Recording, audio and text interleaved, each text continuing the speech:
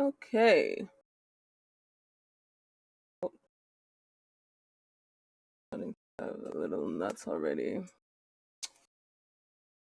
Sadness and sorrow. All right. We have Diddy trial update.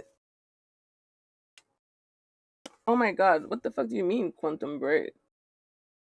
Oh, yeah, I forgot. I forgot to change my title, although I thought I did already. Where did I change it? I'm so confused by this title. Wait a minute. Wait a minute. Let me fix that because it's not. I really thought I changed it. All right. Get with me.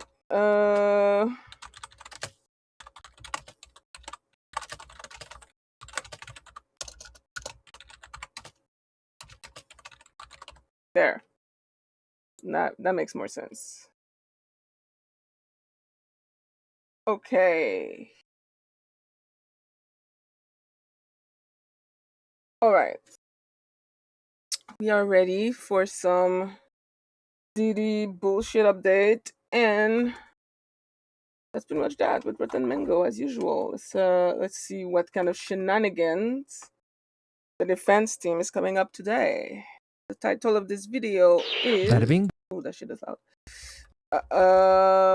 Woman sneaks into court, screams Diddy, they're coming after you, and tells officer to pull out guns. People are fucking crazy. All right, let's see. I think the digital footprint associated with the Sean Combs case is massive, but also while it's ongoing, there's new little tidbits, little nuggets that are being added to this massive collection of data on a daily basis. The Combs sons walk into the courtroom, and side note, I just thought this was kind of goofy, but Christian King Combs had Instagram storied, and it's him in the van with his brothers listening to music while they're headed to court. And which is already kind of a crazy thing, but that's okay. In the corner of this Instagram story, however, are the words, one word, early, and a bird emoji. Early bird. Okay, I don't know if he's trying to say early bird gets the worm. I don't know what he's early for because he was very late to court. They're pretty late to court almost every single day. So I don't know what the early bird is. Wait, so they show up like in the middle? Yeah, sometimes the witness is already testifying and they'll show up. Oh. So I'm not entirely sure what the bird was for, but nevertheless, nobody in the courtroom is thinking about that because there have just been too many crazy things. This feels like the least of everybody's worries. Another morning more recently, another disturbance takes place inside the courtroom. And I feel like I was telling you guys, a lot of strange things have been happening in the courthouse. And this is just another one of them, okay? So every single day, Diddy has 4 U.S. Marshals that sit around him watching his every single move. Before he even gets into the courtroom, the Marshal that we've nicknamed Messi, because he is truly like the spitting image of Messi, the soccer player, he goes in and he sweeps his hand all through Diddy's chair.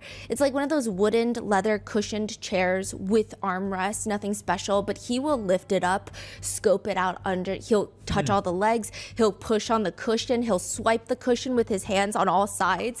He's looking for hidden contraband, weapons, anything abnormal, and they never find anything, of course. But they've also never really put their hands on Diddy until that day. Sure, the Marshals, they might give him like a fist bump or two, depending on the mood that Diddy's in. Sometimes Diddy will even hand Messi a Post-it note and a few nods will be exchanged. I think he's probably asking for the bathroom or something. Diddy is escorted in on this particular day. The judge then comes out and sits on the bench. Everybody instinctively stands. Judge Arun, Father Arun, humble, he says, please be seated. I don't think he likes when people stand for him. Oh, yeah. I think it's a thing that you have to do, and I think he's accepted it's part of the process, but he preferably doesn't like it. Like it with his energy? Okay. He's always like, please be seated, unless you'd like to stand. Yeah, I think it's just very formal, and he just wants to get straight into business. So he's already into it. Let's start with GX10C 114. It's 8:30.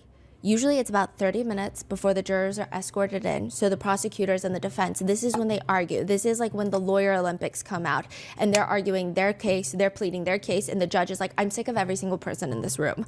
When all of a sudden, as they're discussing all of this, you just hear screaming. It's not fair, Diddy. They're making fun of you in every courtroom. A woman is standing up and yelling from the last pew of the public section, and everyone in the courtroom, the prosecutors, the defense, all the clerks in the bullpen, they rubberneck. They're like 180 degrees. They whip their neck around to the back of the gallery where the yelling is coming from. Everyone except Diddy's marshals. They're on their feet, shot up out of their seats. They're putting their bodies between Diddy, who's also turned around in his chair staring at this woman, and they're just trying to block him. I don't think they're necessarily protecting him because Messi does have his hand on Diddy's shoulder. As in, like, don't try to get up. Don't try to do anything. Like, no swift movements. At this point, there are now 3 courtroom officers in uniform with badges, with bulletproof vests. All of them are retired NYPD. So the court officers, they wear, like, the bulletproof vests and everything. Officer Riz, yes. Is Officer Riz? Oh, yeah. Okay. Yeah. Oh, yeah. So the marshals, on the contrary, they're always in suits. Oh. They're in like fitted suits and they're pretty in shape, okay? Not that the court officers are not, but like they have different attire. That's and so I think the vests are a lot more intense for sure.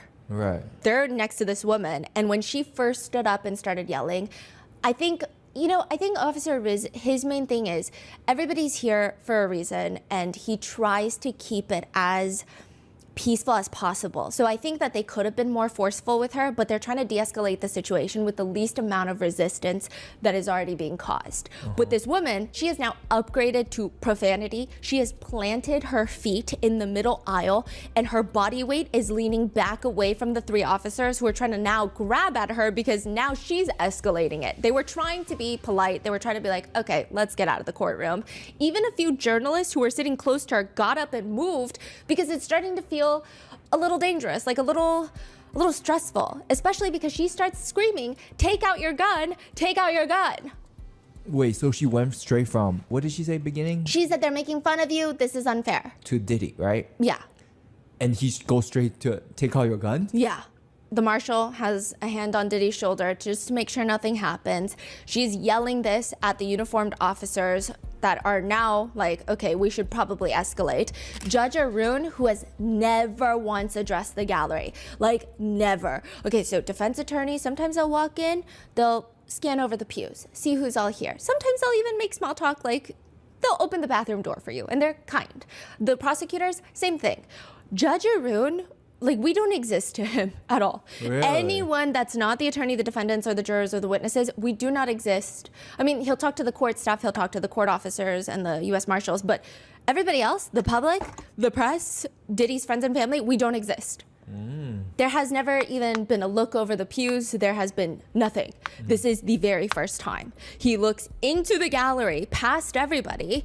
Please escort her out of this courtroom now. And his voice is clear, it is firm, there is no panic, there's nothing. He's like actually staring daggers at the gallery. He's like staring at this woman. Like, you guys need to get this woman out of my courtroom. So the officers escort her out, and then Judge Arun instantly goes back to business. That's it? And she walked out? She walked out. She did a few interviews outside. It appears that in the interview, she's saying that it's unfair that they are smearing a black man's legacy and that they're doing this. And give me a she's break. saying he's perfection. Diddy is perfection. This is a black man's legacy that people are laughing at. Diddy, everyone laughs in every courtroom in here. I don't think it's funny for people to laugh at a black man legacy being destroyed. Black American legacy figures, father figures, extraordinary excellency, black excellence. Sean John Combs is inspirational. He is perfection walking. It appears that she was perhaps in the overflow rooms for the whole trial. This is the first time we've seen her in the actual courtroom, but I have seen her since like the first day. I'm sure in the overflow rooms, they're making more comments. Because the overflow rooms, it's a TV, it's a screen, there's no judge. They have court officers in there, but it's not disruptive. If you talk in there, the jurors don't hear it. It's not as intense in terms of court rules. So I have heard from other members of the press, like sometimes they prefer the overflow rooms because if they can't hear something, they can literally, hey, did you get what they just said? Whereas in the main courtroom, you cannot speak. So I've heard some of that. So maybe she's heard people giggling in the overflow rooms. Maybe they have been making comments about the defendant. I'm not entirely sure, but she's saying that they're making fun of you. They're smearing a black man's legacy. Now, these have now gone viral on TikTok, these little interviews, and people are commenting, it's not about race. Some people are saying, oh, okay, so he's perfection, but like, what about SA? What about domestic violence? Right. Side note, there is a sketch about her. The sketch artist, like instantly yes. as this is happening, you just hear like frantic, you know how I tell you when they get really excited, it's like shh, you just hear the noise of the sketch. Yeah, they sketched her. Now, I will say, when she was in the main courtroom, she had a scarf around her head, not for religious reasons, but because she's actually not allowed in the courtroom. Apparently, she was trying to conceal her identity and made it to the 26th floor into the courtroom. And now Diddy was all the way leaned to the side. His family has not arrived yet. And he just seemed intrigued by this woman. And so were we, because we saw this woman on the very first day. Like, this is during jury selection. And I recall this. We see her outside of the courthouse as we're lining up to go into jury selection days to get into the courthouse, and she is wearing a uniform. It's an MTA uniform for the transit system in New York. Another reporter starts talking to her and asking her questions about like, what are you doing here? Because you're not part of the press, so like, what made you want to spend your day in the courthouse listening to this specific case? And it's jury selection. Like, we're not even in opening statements. Like, what's the reason? Like, you must have a very strong reason. Do you know anyone that's involved in the case? And she was explaining that she also had very tough life experiences and she can relate to some of the people in this case. And she's hinting at the fact that she has maybe perhaps lived through domestic violence. And so I actually thought it was this moment of, oh, wow, this is a very interesting moment where people are coming out, not even because they know the people or the victims involved or the witnesses involved. They support people who have gone through similar things. Because yes, he's innocent until proven guilty. However, the domestic violence, it's on video. It's pretty hard to say anything, right? I thought she was here to support the victims and take a stance against domestic violence. And then I didn't see her around. I mean, I kind of saw her here and there, but like the feeling was the very first day I heard her share her story, like it was that feeling consistently. And then as the weeks go by, recently, a few days ago, she was causing a bit of a ruckus outside on the line. So when we got separated into public and press, all I heard was something about YouTubers and Gene Deal, because there's a lot of content creators in the public side, and so she's mainly interacting with them, and I think she was like getting into a fight with a content creator. I'm not entirely sure. I tried to stay out of it. I literally went, oh, and then I looked away because I'm like, okay, I need to stay in my own lane. And you said there's always something going on. There's always a fight. There's always a fight, and Sometimes multiple fights going on at the same time. Yeah, I will say, like, to the people in the public line that are standing in that line just so that they can get the good coverage, so that they can get in the courtroom without any problems, I have so much respect for them, because that public line, I saw a comment that was like, it's like the Fortnite lobby. It feels like that. I mean, the main line feels like that, but then once they split it up into public and press, it's like usually a lot of commotion in the public line. And so people who are going through the public line just to be able to sit in on this trial, I don't know how they're doing it. It's so intense. There's always a fight. I don't know what happened, because the first few times I've seen her, she seemed so pleasant, and then all of a sudden it's just very different. Maybe I'm she just got very married. confused. Yeah. And so all the press and the public, they want to know, does Diddy know her? Because there have been rumors swirling around that perhaps Diddy is, I mean, these are some darker rumors, that perhaps Diddy is trying to buy witnesses, buy jurors, maybe even buy Diddy supporters to infiltrate not only the public, but also maybe the press. So there's been all these rumors swirling around. I don't know what he would get out of this incident, though. Yeah, so you don't know if Diddy was involved. If I had to take like my most cynical, because I mean, I do enjoy being conspiratorial at times, but like if I had to be the most reasonable, I don't think that he played any role in this. But I do think this trial is bringing out a lot of interesting people. And I'm just so confused. The only thing that confuses me and a few other members of the press is her attitude shift throughout the weeks is so drastic. We're just confused by it. What are your thoughts? Oh. Well. Yes. Another day, another fuckery at trial. Uh,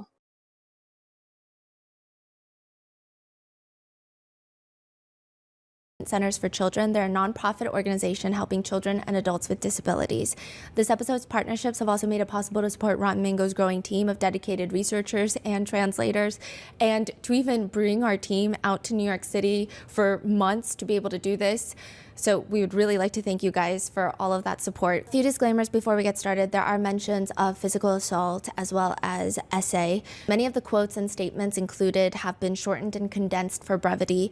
To cover ourselves legally, you guys know the drill. Sean Combs is presumed innocent until proven guilty, and that has yet to occur at the time of this episode's release. So the burden of proof lies within the government. Any descriptions or observations regarding Mr. Combs' legal team, the court, and or the public during the trial were personally noted by myself or my other two researchers who are present in the main courtroom. They should not be used as definitive source to determine guilt or innocence. So with that being said, let's get started. I think Michael B. Jordan just wants one day without reading about him being mentioned in Sean Combs' criminal trial. I think that would literally make Michael B. Jordan's entire week. Cassie's best friend and former stylist, he takes the stand, and he is asked about Michael B. Jordan by Diddy's attorney, Xavier Donaldson. Because remember, while Cassie was in South Africa shooting a movie, she starts talking to Michael B. Jordan, and because of that, his name has come up so many times during the entirety of this trial, and it's still ongoing. Donaldson asks Cassie's best friend, Cassie was in South Africa, right? Correct. What was she doing in South Africa? Shooting a movie?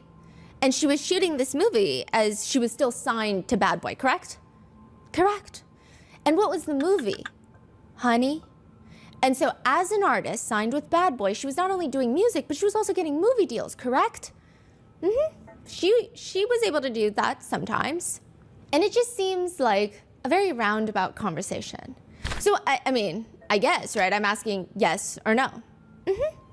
Was she able to do movies while she was an artist signed with Bad Boy? Sometimes, yes. In 2015, this is one of those times that she was allowed to do a movie, correct? Correct. And in order for her to be allowed to do that movie, Mr. Combs, as the owner of Bad Boy, had to sign off on that, correct? Correct. So to button that, Mr. Combs signed off on a contract to allow Cassie to do a movie, correct? Correct. Mr. Donaldson? The witness is saying, Mr. Donaldson? Asking a question. Donaldson is now responding. Yes, sir. Can you just drive it home? Because yes, I did hook her up with Michael B. Jordan. I know where this is going. No. And it feels like the two of them just start bickering. Wait, in who's front saying of no? the witness. Oh. He's like, no.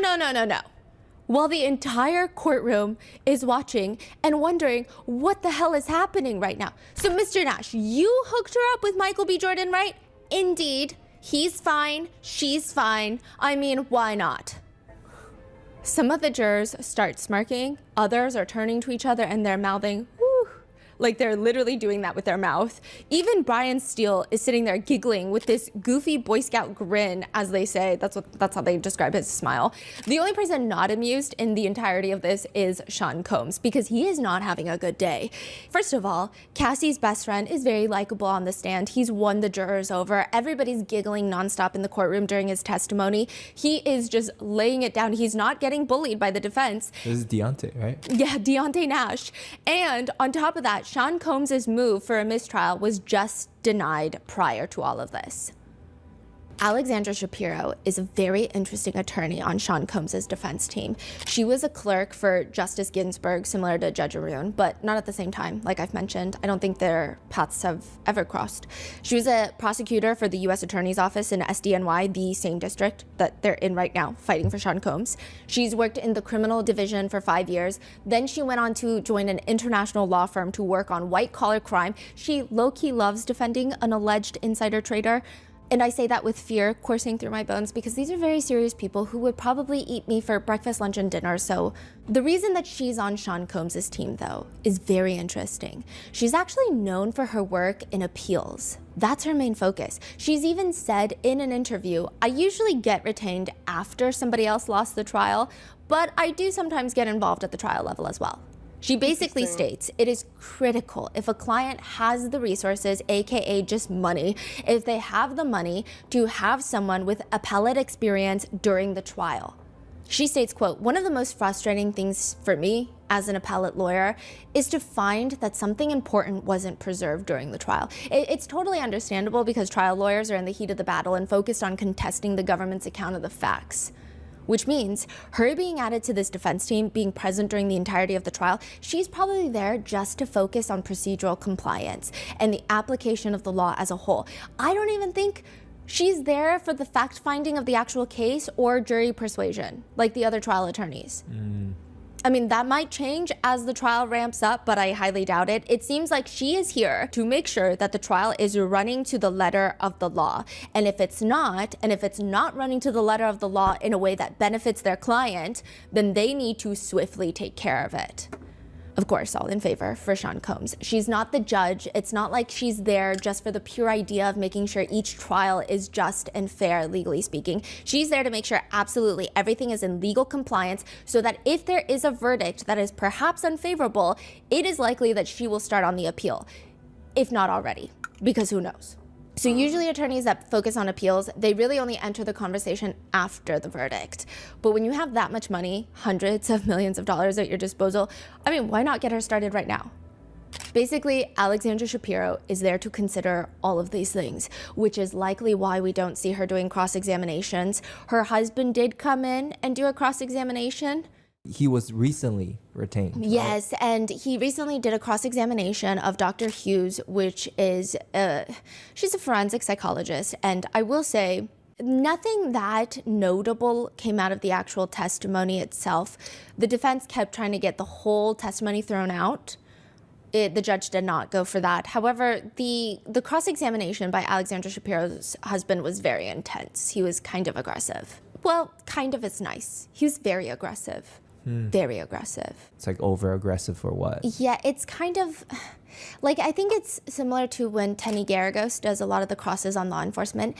I think we get why there's aggression and we get why the defense, not the defendant, the defense team might be frustrated because as attorneys, they have to protect their clients. And they're thinking, this is overkill. You did too much on this. This is not maybe to the way that we've seen it before. I can get that there's passion that can come off as aggressive, but to someone sitting in the courtroom, it just feels like, why are we mad at people for just doing their jobs? Like, they don't even know your client like that. Yeah. It's not personal. Why are you getting so angry? It just feels like, are we just angry at the world right now? Like, it's maybe not the best thing to show the jurors, is my opinion. Now, Alexandra Shapiro has not done a cross, and she always looks incredibly stressed. Like, she looks more overworked than anybody else on that team. If I have to guess, and I thought about this all the time because I have had a few bathroom run-ins with her where we're just like standing next to each other, washing our hands in the sink, and it's very uncomfortable. But, I mean, I'm sure she's obviously a very, very talented person and very scary in a good way. She knows what she's doing, but she seems incredibly stressed all the time. She's not a small talker. And so the feeling that we get is that she seems like she specializes in appeals. She has great attention to detail. Most attorneys that specialize in appeals do. I feel like she's the type that likes everything perfect. She likes her T's crossed, her I's dotted, and now there's so many hands in the pie. She just seems very wound up. I'm setting the scene because you kind of have a boys club with Brian Steele, Xavier Donaldson, Diddy, and sometimes filibuster Mark Agnifilo will join the boys club. And then the other attorneys just do their own thing. And she just sits at that same table like, can we just please get it together? Like, that's her vibe. Can you guys not be giggle-gaggling right now when there is very serious problems that we have to address? That's her energy. See, I do find this very interesting when you throw like 7-8 top lawyers together on a case. That dynamic must be crazy. Yeah, so Mark and Tenny are the leads. They seem the most stressed out because they're overseeing probably all the other attorneys, okay? Yeah.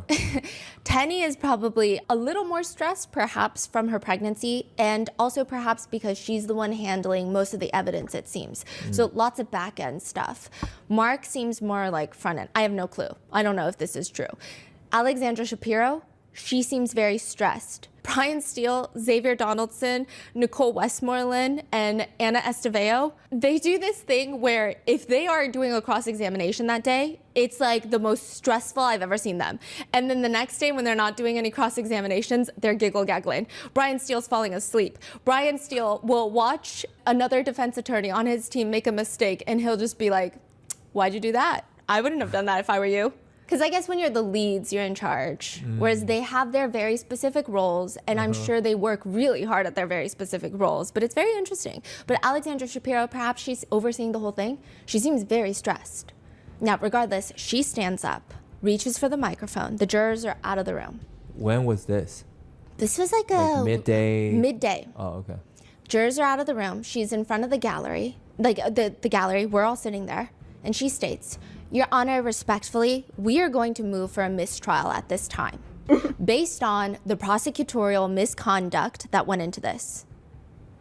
A mistrial, which means forget everything that just happened and let's do it all over again from the beginning with new jurors, new jury selection, new everything. And this is like weeks into it, right? Yeah, this is weeks in and probably millions of taxpayer dollars in. Which is great for the defense because that means that to a degree, the defense knew what they were getting into before the trial. Like they kind of have an idea based off the charges, based off of things in discovery, like where the prosecutors are going to lead it. But now they have a really good idea of like the valuable evidence the prosecutors have, the key points, the key witnesses that they're bringing in.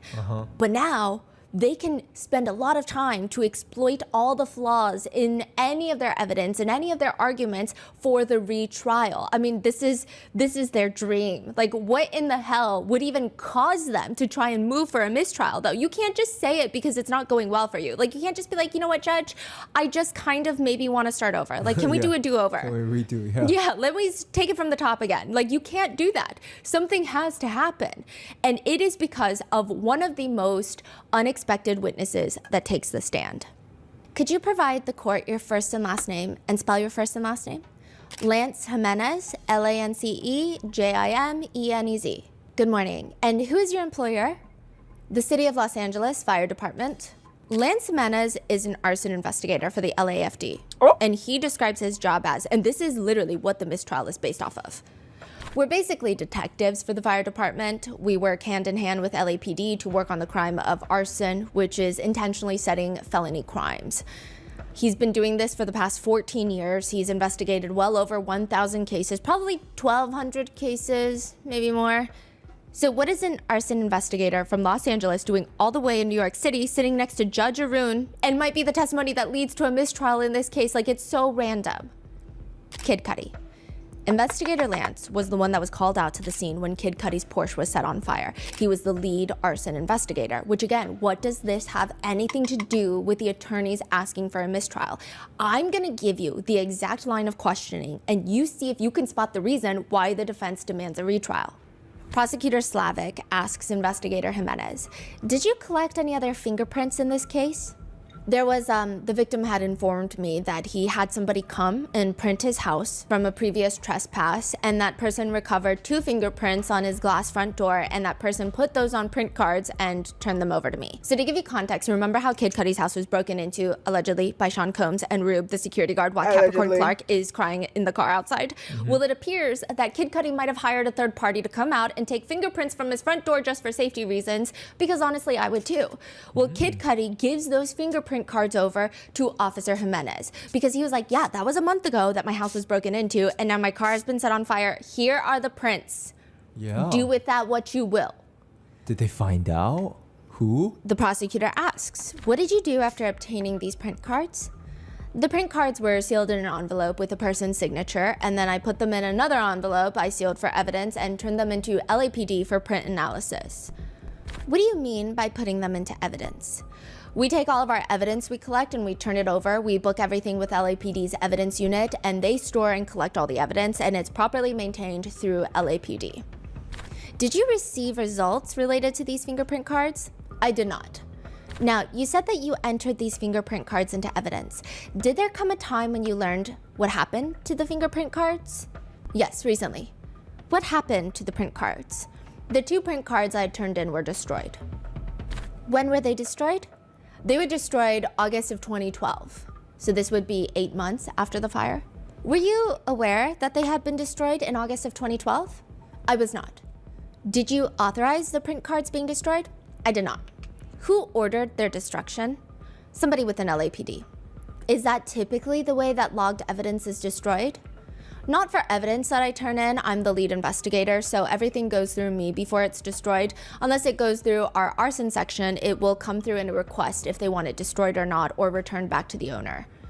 And the LAPD employee who authorized the destruction wasn't you said, right? No. Was that person a member of your team? No. Did this strike you as unusual? Mark Agnifilo, Combs' lead counsel, stands up. I'm gonna object to all of this, Judge. The judge is like, there was a question pending. I take it there's an objection to that question. Yes, that's sustained. And the prosecutor says, I'll ask a different question, Your Honor. Investigator Jimenez, in your 15 years approximately as an arson investigator, has evidence been ordered destroyed by someone who is not a member of your team? Mark Agnifilo stands back up. Your Honor, I object. And can we have a sidebar on this? You may. During the sidebar, Mark Agnifilo is stating, it's not just about the question, okay? It's, quote, there's a larger issue here. There's an inference of wrongdoing here, which we are hearing for the first time and which is utterly unfounded. They're clearly saying that something happened to cause these fingerprint cards to be destroyed suspiciously under circumstances that this witness has never seen before, and I am asking that this entire line be struck as being prejudicial. They're clearly suggesting that Mr. Combs, with his authority, did something to cause the destruction of these print cards. There's no further reason for these questions other than that. Prosecutor Slavic argues this is with respect to his investigation, and this material was in the 3500, which are the documents that the government turns over to the defense. Like, she's like, you knew about this. It goes to the completion of the investigation. I think the defense is going to get up on the cross-examination and suggest that it was a dead-end investigation. There were no charges, and there are reasons why. And this destruction of the print cards is one such reason. Mark is saying they could have left it at that. That's clearly not what they're doing. What they're clearly doing is saying, in addition, they could have just said, where are the print cards? They're destroyed. They didn't have to go further and say, have you ever heard of this before? Did you authorize it? That is clearly improper, and that's what they're doing. They are putting this in front of the jury that there was wrongdoing in the LA. I find that extremely hypocritical for the defense team to act like, oh my God, what they're doing is so wrong when they've been doing a lot of wrong things because they could, even though they knew it was wrong. I know they're all doing their job, but I'm just saying, like, it's very hypocritical. LAPD, and the only reason that would be relevant, since this is not an LAPD internal investigation, is that someone in this courtroom had something to do with it, and that someone is Mr. Combs. And Mark said that? Yes. Okay, Mark. Okay, you like said the that. phrasing is crazy. Yes, but he's saying like that's what they're saying. I know, but still, you said that. Yeah, but like, yeah. Now the judge disagrees. Hold on. Again, that's not how I would have taken it. I understood the questions as they were coming in, as drawing the sting from the potential cross-examination that would show the destruction of the fingerprint cards as reason to question the entirety of the investigation of the arson incident. And I assume that's what Ms. Slavic was doing, was trying to anticipate that you're going to go up and say, what are you talking about? You lost evidence that would show, possibly point to someone else having done this, and just mysteriously the print cards vanished before the trial. But the defense counsel doubles down, saying, why would they ask the last question though? There's no legitimate reason consistent with their explanation. They did this not for that reason. They did this to suggest something improper happened. And it's not just an LAPD matter, because they wouldn't have asked all the other questions. In 15 years, have you ever heard of? It's suspicious. They're making it suspicious. In other words, the defense states the government is making inferences that Sean Combs somehow got rid of the fingerprint evidence because he knows those are his prints. Sir? Mark Agnifilo says this has caused prejudice. He says, and I think, and I have to just say it the way I think I see it. I think what the government has done is outrageous. And I haven't used that word all trial, which I'm like, okay, I feel like he's got an outrageous limit that he uses per trial or something, because that's such an odd. I haven't used that word. all trial, but I'm using it now. And they know what they're doing. They know exactly what they were doing. They were suggesting to this jury that someone in this courtroom had something to do with the improper and suspicious destruction of these fingerprint cards, and that's outrageous. And quite frankly, we are having discussions, and I need a few more minutes before we hit ground on what, if any, other remedies we are going to ask for in light of that line of questioning. So before I do that, let me speak with my colleagues for a second, and I will, if it's okay with the court.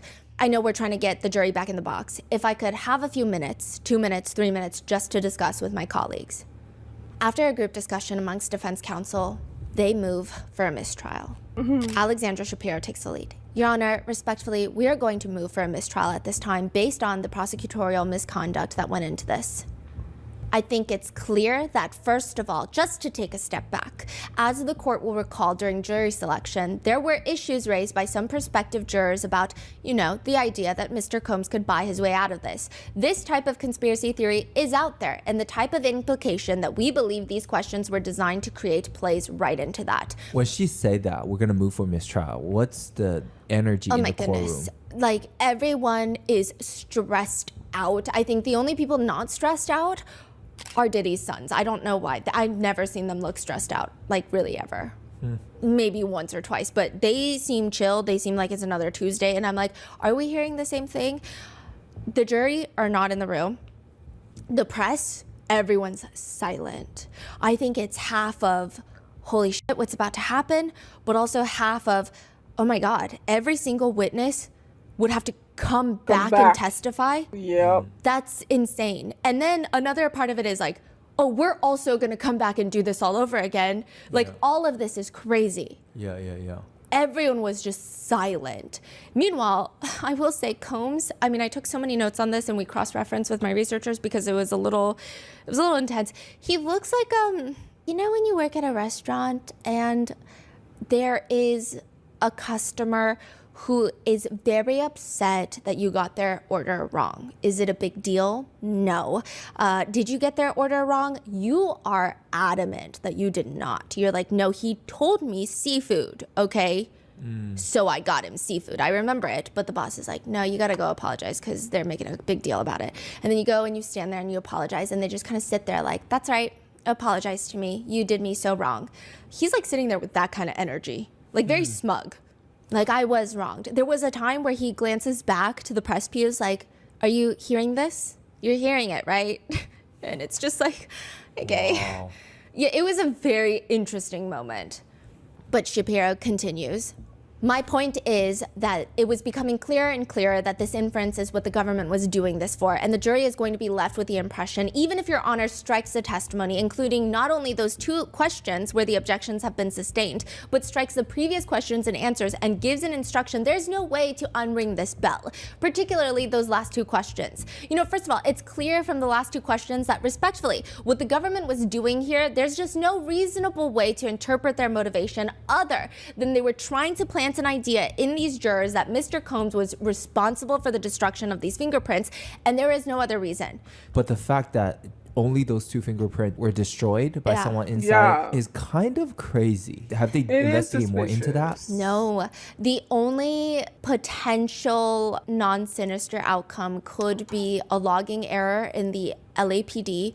Another thing is, the evidence of the fingerprints were not taken by the LAPD, so they could have thrown it out as like, it's not even taken by us. Like, even if it matches anything, what does this have to do with us, I see. But I guess the point being was... Right. Yeah. Maybe it's just someone made a mistake, but now you are painting a picture as Diddy's paying someone in...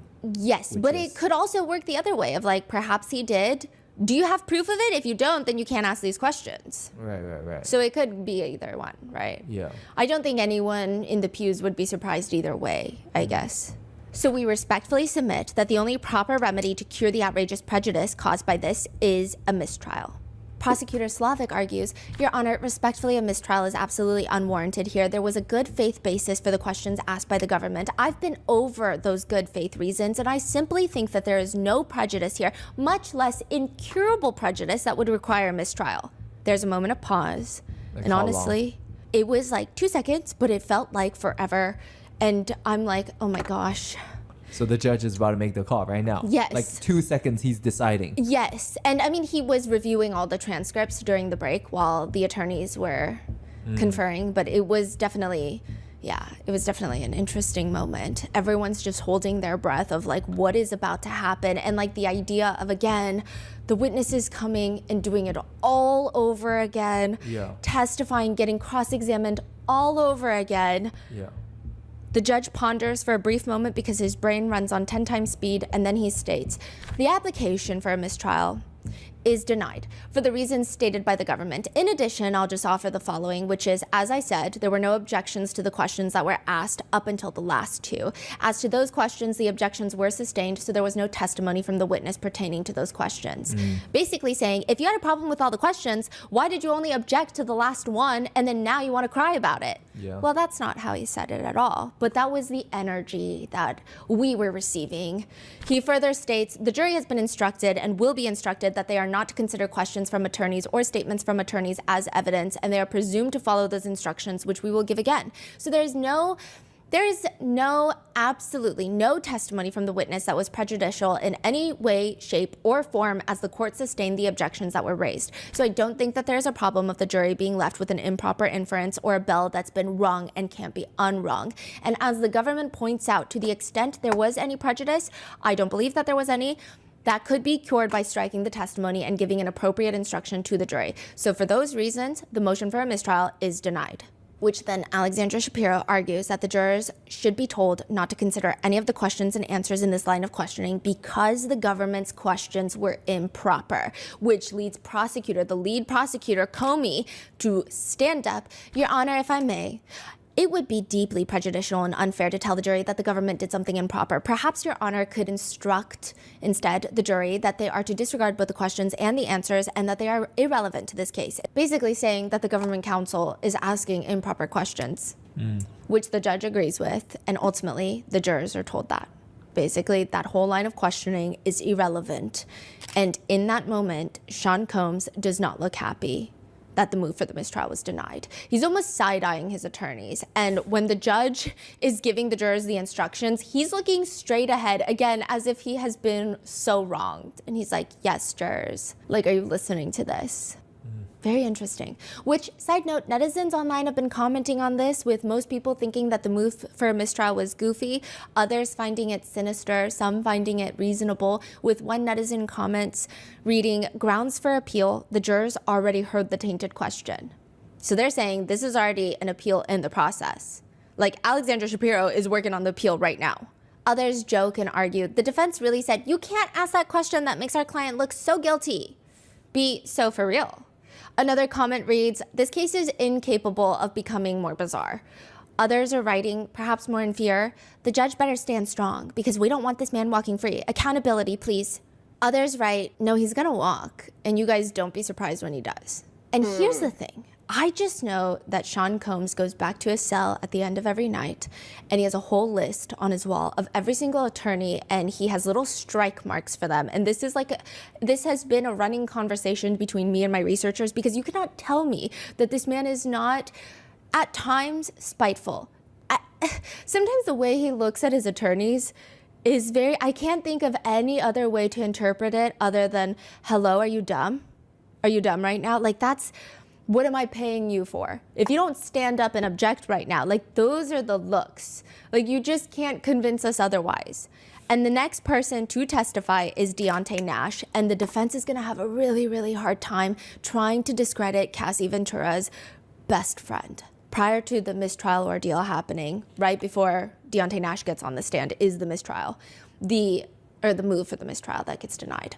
So let me set the scene first. The morning did start off rather normal. Even Sean Combs seems like he's in a very calm mood. He sits down at the defense table, but only after giving his supporters in the public section hand hearts, giving them prayer hands, giving them a nod. And then the press just get like a look over and a nod. And then when he gets down, there is like a bird's nest of Post-its just sitting in front of him. He's going through them. Perhaps it's his notes from a previous day. Perhaps it's from his attorneys. Mark Agnifilo sits with his arm draped around Combs' chair. The two look like they're on their first date at the movies or something. Mark is fixing the top of Sean Combs' sweater.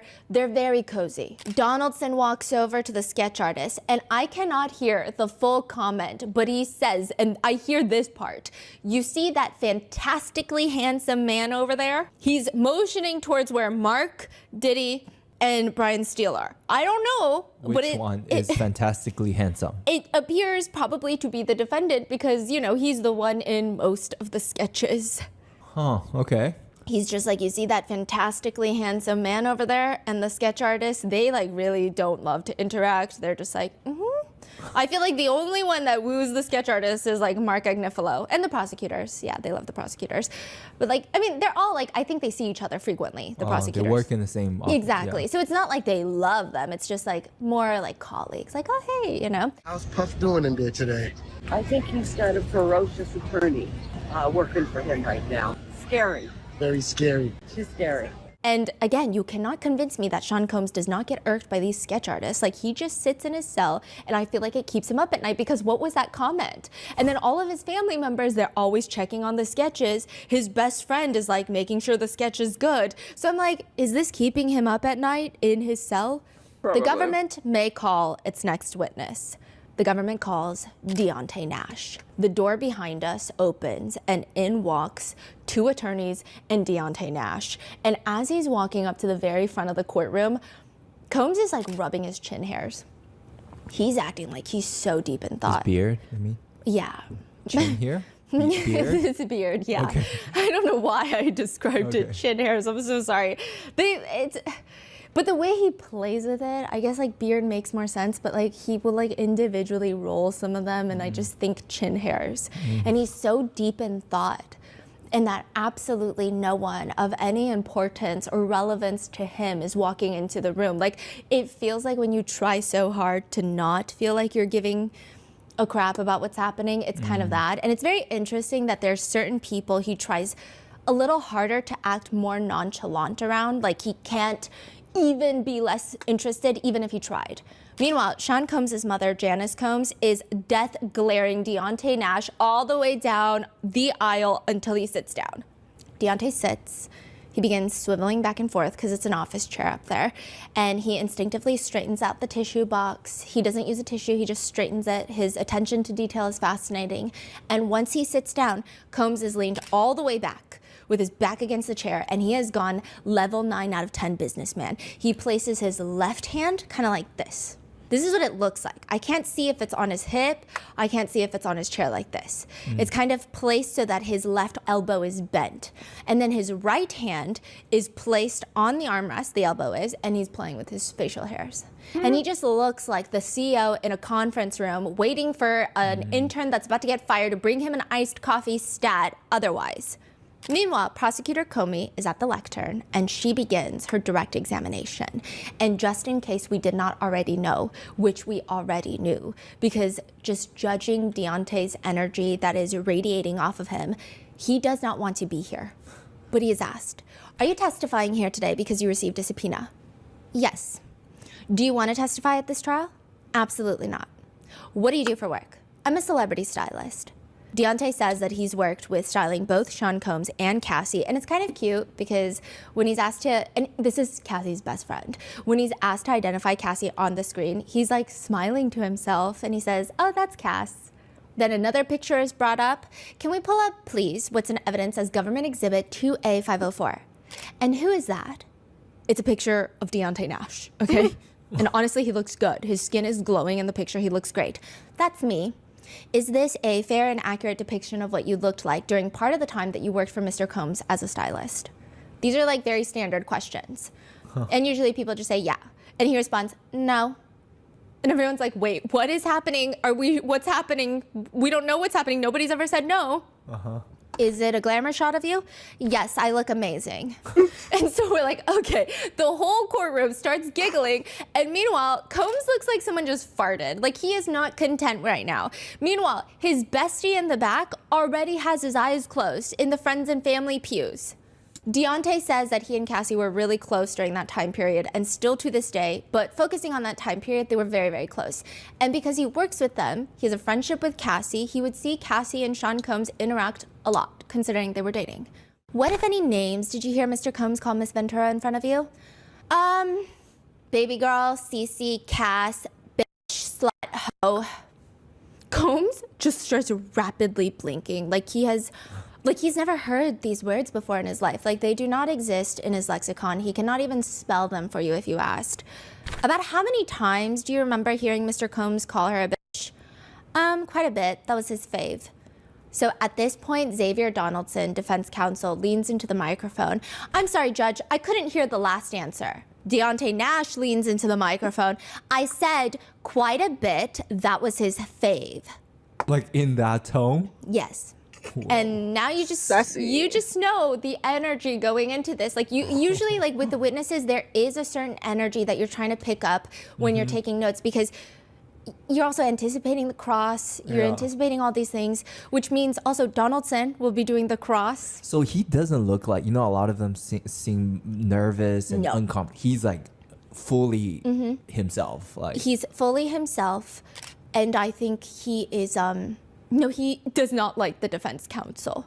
I think he's here to also fight for a friend, and he's like not trying to back down. Wow. Yeah, and he does win the jurors over. So which means Donaldson is going to be doing the cross. And it's interesting that he always goes up against Comey, which Comey's very sharp. I mean, Donaldson as well, but he does have him repeat kind of the worst thing to repeat once more. Like, out of all things that you didn't hear correctly, like, you got to have him repeat. Oh, yeah, his favorite word to call his girlfriend was bitch. Like, it's almost like working for the other side. Yes. There are so many times where I write down, is he an op? Because what's happening in my notes? And I'm like passing it to my researcher, and she's like, no, yeah, what's happening? In what context did you hear Mr. Combs call Cassie a bitch? Bitch, stop playing with me. Bitch, you better bring your ass to this house. I mean, I was there for quite some time. It's clear, again, Sean Combs is not having a good time. Okay, Deontay Nash is kind of a juror favorite. They're super absorbed in every single word that he is saying, and he's just kind of captivating. He seems very transparent as well. And about how often did you hear Mr. Combs refer to Cassie as a hoe or a slut? Quite a few. In what context?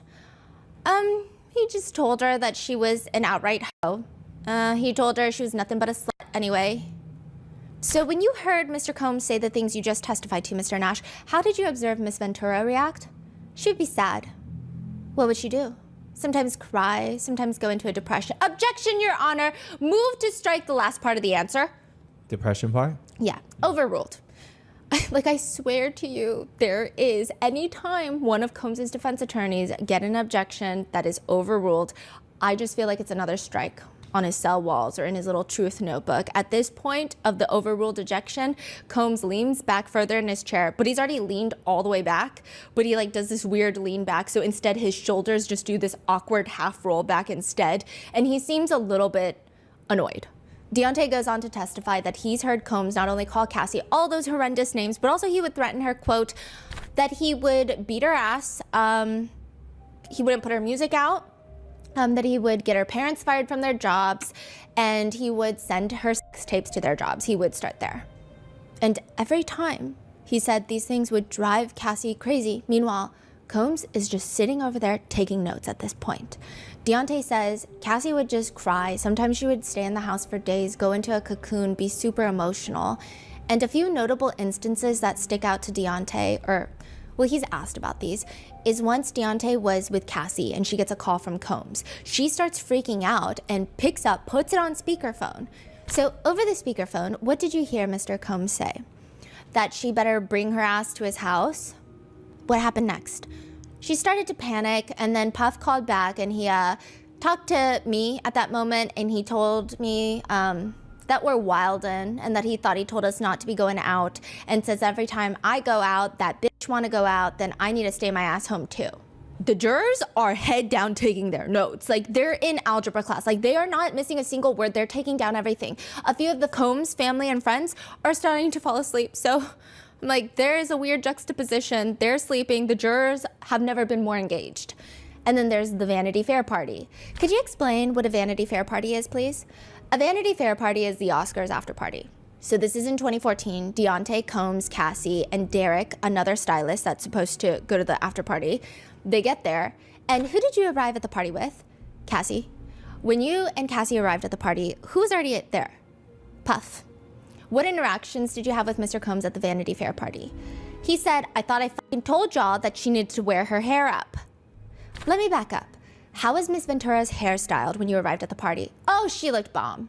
And the jurors start giggling. Even Donaldson is half laughing while he blurts objection into the mic, which promptly gets overruled. And at this point, I would like to think that there is steam radiating off of Sean Combs' head, but he seems relatively, he seems like he's keeping it in well, but it does fall apart later. And then Deontay starts. And when Mr. Combs came and had this conversation with you, what did he say? I thought I told you she needs to wear her hair up. What did Mr. Combs do physically when he said that to you? Grabbed me by my jacket and lifted me up. What? What was Mr. Combs' tone as he was grabbing you by your jacket and lifting you up? Angry. A few of the jurors, and it is very interesting, a lot of the jurors are getting a lot more expressive as the days go on. In the beginning of the trial, they would act like the gallery does not exist. Now, a lot of them will look out into the gallery. A lot of them will now giggle amongst themselves during sidebars, have conversations, share looks, and more notably, a lot of them are more open to looking towards Combs now. So when people bring up violence, I will see at least a few of the jurors, as they're taking notes, their eyes will shoot up and they'll look at Combs. Maybe to see his reaction, maybe to gauge how he's responding body language wise to everything that's being said. So it's very interesting. So at this part, a lot of them are taking notes and then they look up to see how he's responding. He is also intensely taking notes. Deontay explains that after that, Combs just starts asking people in the party for hairpins. They go into the bathroom, put her hair up, and when they come out, he said that Deontay was right because it looks better down. Now, there is a certain energy between defense attorney Xavier Donaldson and Deontay Nash. I don't know what this energy is, but it is something, and I say that because Donaldson is the one that's going to do the cross. And on the way out, at the very end, after all of this, this in hindsight should tell you there's some energy there, okay? After a very overly lengthy cross-examination, as Deontay is leaving the stand to leave this courthouse to fly back to Los Angeles, he leans over at Donaldson. Everybody's just watching him walk out, and he whispers something. And Donaldson looks a little phased, which we'll get into that. So there is some sort of energy, but even during the direct, when Donaldson would object something like, I don't know, maybe something myself or someone like Deontay, we are not attorneys, we don't know why he's objecting sometimes, Deontay Nash will just look at Donaldson with a slightly annoyed, slightly amused expression. Like you're objecting again. That kind of face. For example, one question, Comey asks Deontay, what, if any, role did you play in helping her record music during her relationship with Mr. Combs? I helped her pick songs. I probably should have been called an executive. Objection. He's saying I probably should have been called an executive. Okay, so it's what are you objecting? Yeah, and then prosecutor Comey just offers, I can ask another question. All right, that's the judge. Deontay Nash is just staring what are you doing, sir? Combs is also staring at him what are you doing, sir? Combs is very clearly involved in every part of his trial, which is completely normal, but it's very interesting. So even later in the day when there's a break where the attorneys are arguing on whether or not something that they can admit into evidence, and this is just giving you an idea that I don't think that I'm over-reading into him staring at Donaldson. Brian Steele gets up and he says something to the effect of, on that, Your Honor, just, I think you said something earlier in the trial. If I'm misquoting you, I'm not trying to do that intentionally, but something like this. This is a trial by rumor, I think you said. Which the judge did say something like that, but the word that he used was gossip, not rumor. Well, Combs whispers, Brian Steele leans down, Sean Combs whispers, and he shoots back up, gossip, sorry. And that's how I feel about this.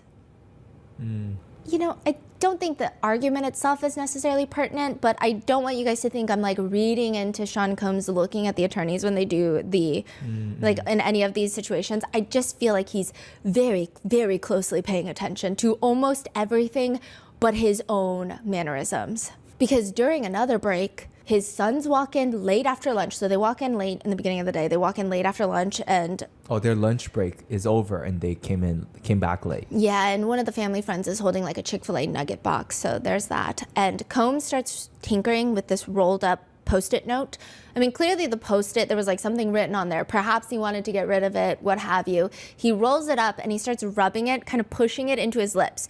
It feels like he's unintentionally doing this motion, almost like how you would put chapstick on, but not gliding it, just like tapping it. But the Post-it is rolled up like how one would roll up a bill to snort a line. That's the only way I can describe it. It was so weird. Both my researcher and I wrote it down independently, and then we got back home and we're like, it was like a bill to snort cocaine, no? Yeah, it was like so distinct. But continuing on, Comey asks, I want to talk about another time you witnessed violence. Was there a time when you and Cassie were cooking in her apartment before Mr. Combs became violent? Defense attorney Xavier Donaldson passionately stands up. Objection, judge. Form of question. I'm sorry. Objection. Sorry. Side note, the judge has told everyone repeatedly, attorneys, object, say objection, and then if the judge asks for grounds, then you say the grounds. Okay. Otherwise, he can usually tell by the context because he has a live feed and he will either overrule or sustain. Usually he will do that without even asking for the grounds. Donaldson is trying so hard to stay on the judge's good side. I think the whole defense has probably been irking the judge recently, so they're on their best behavior. And he's just profusely apologizing. And he's like whispering into the mic, sorry, judge, sorry. To the point where even the judge kind of giggles and then they move on.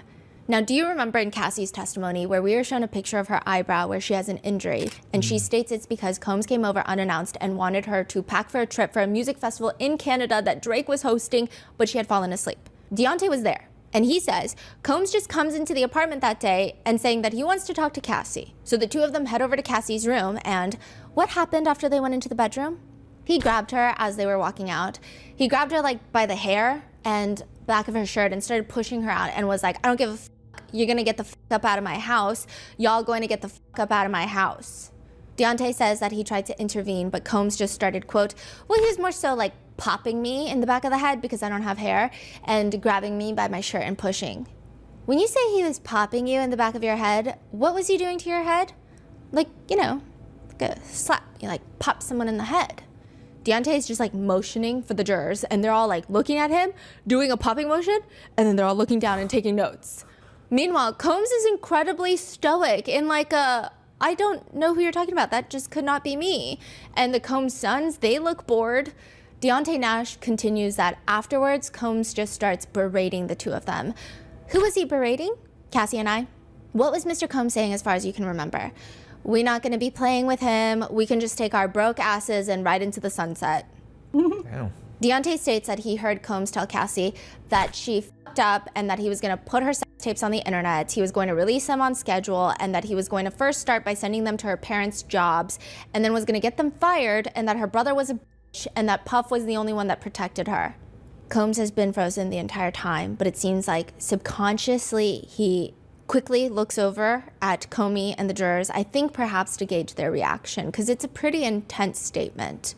Meanwhile, Janice Combs, Sean Combs' mom, takes off her sunglasses and starts kind of brushing stray hairs from her wig. But Deontay is not fazed by this threat. He told Cassie, I said, well, girl, if he wants to release the sex tapes, then let him because he's on them too.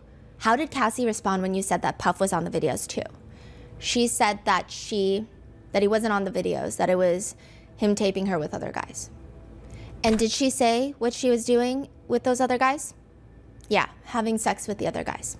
What did she say about whether in that moment in 2013 or 2014 she wanted to have sex with other guys? Objection! That's overruled. That she didn't want to. And what did she say about why she was in that moment? Because Puff wanted her to. He later states that in a fit of anger, Combs comes over to Deontay's house to search for Cassie after an explosive fight, and she ends up not being there. But, quote, Puff came in and he was like, where the f is she? He started looking all around my house, in the closets. He went in the oven. I don't know why he looked in the oven. And he asked me where she was. A few of Combs' family and friends are shaking their heads with their lips pursed like, this is all ridiculous.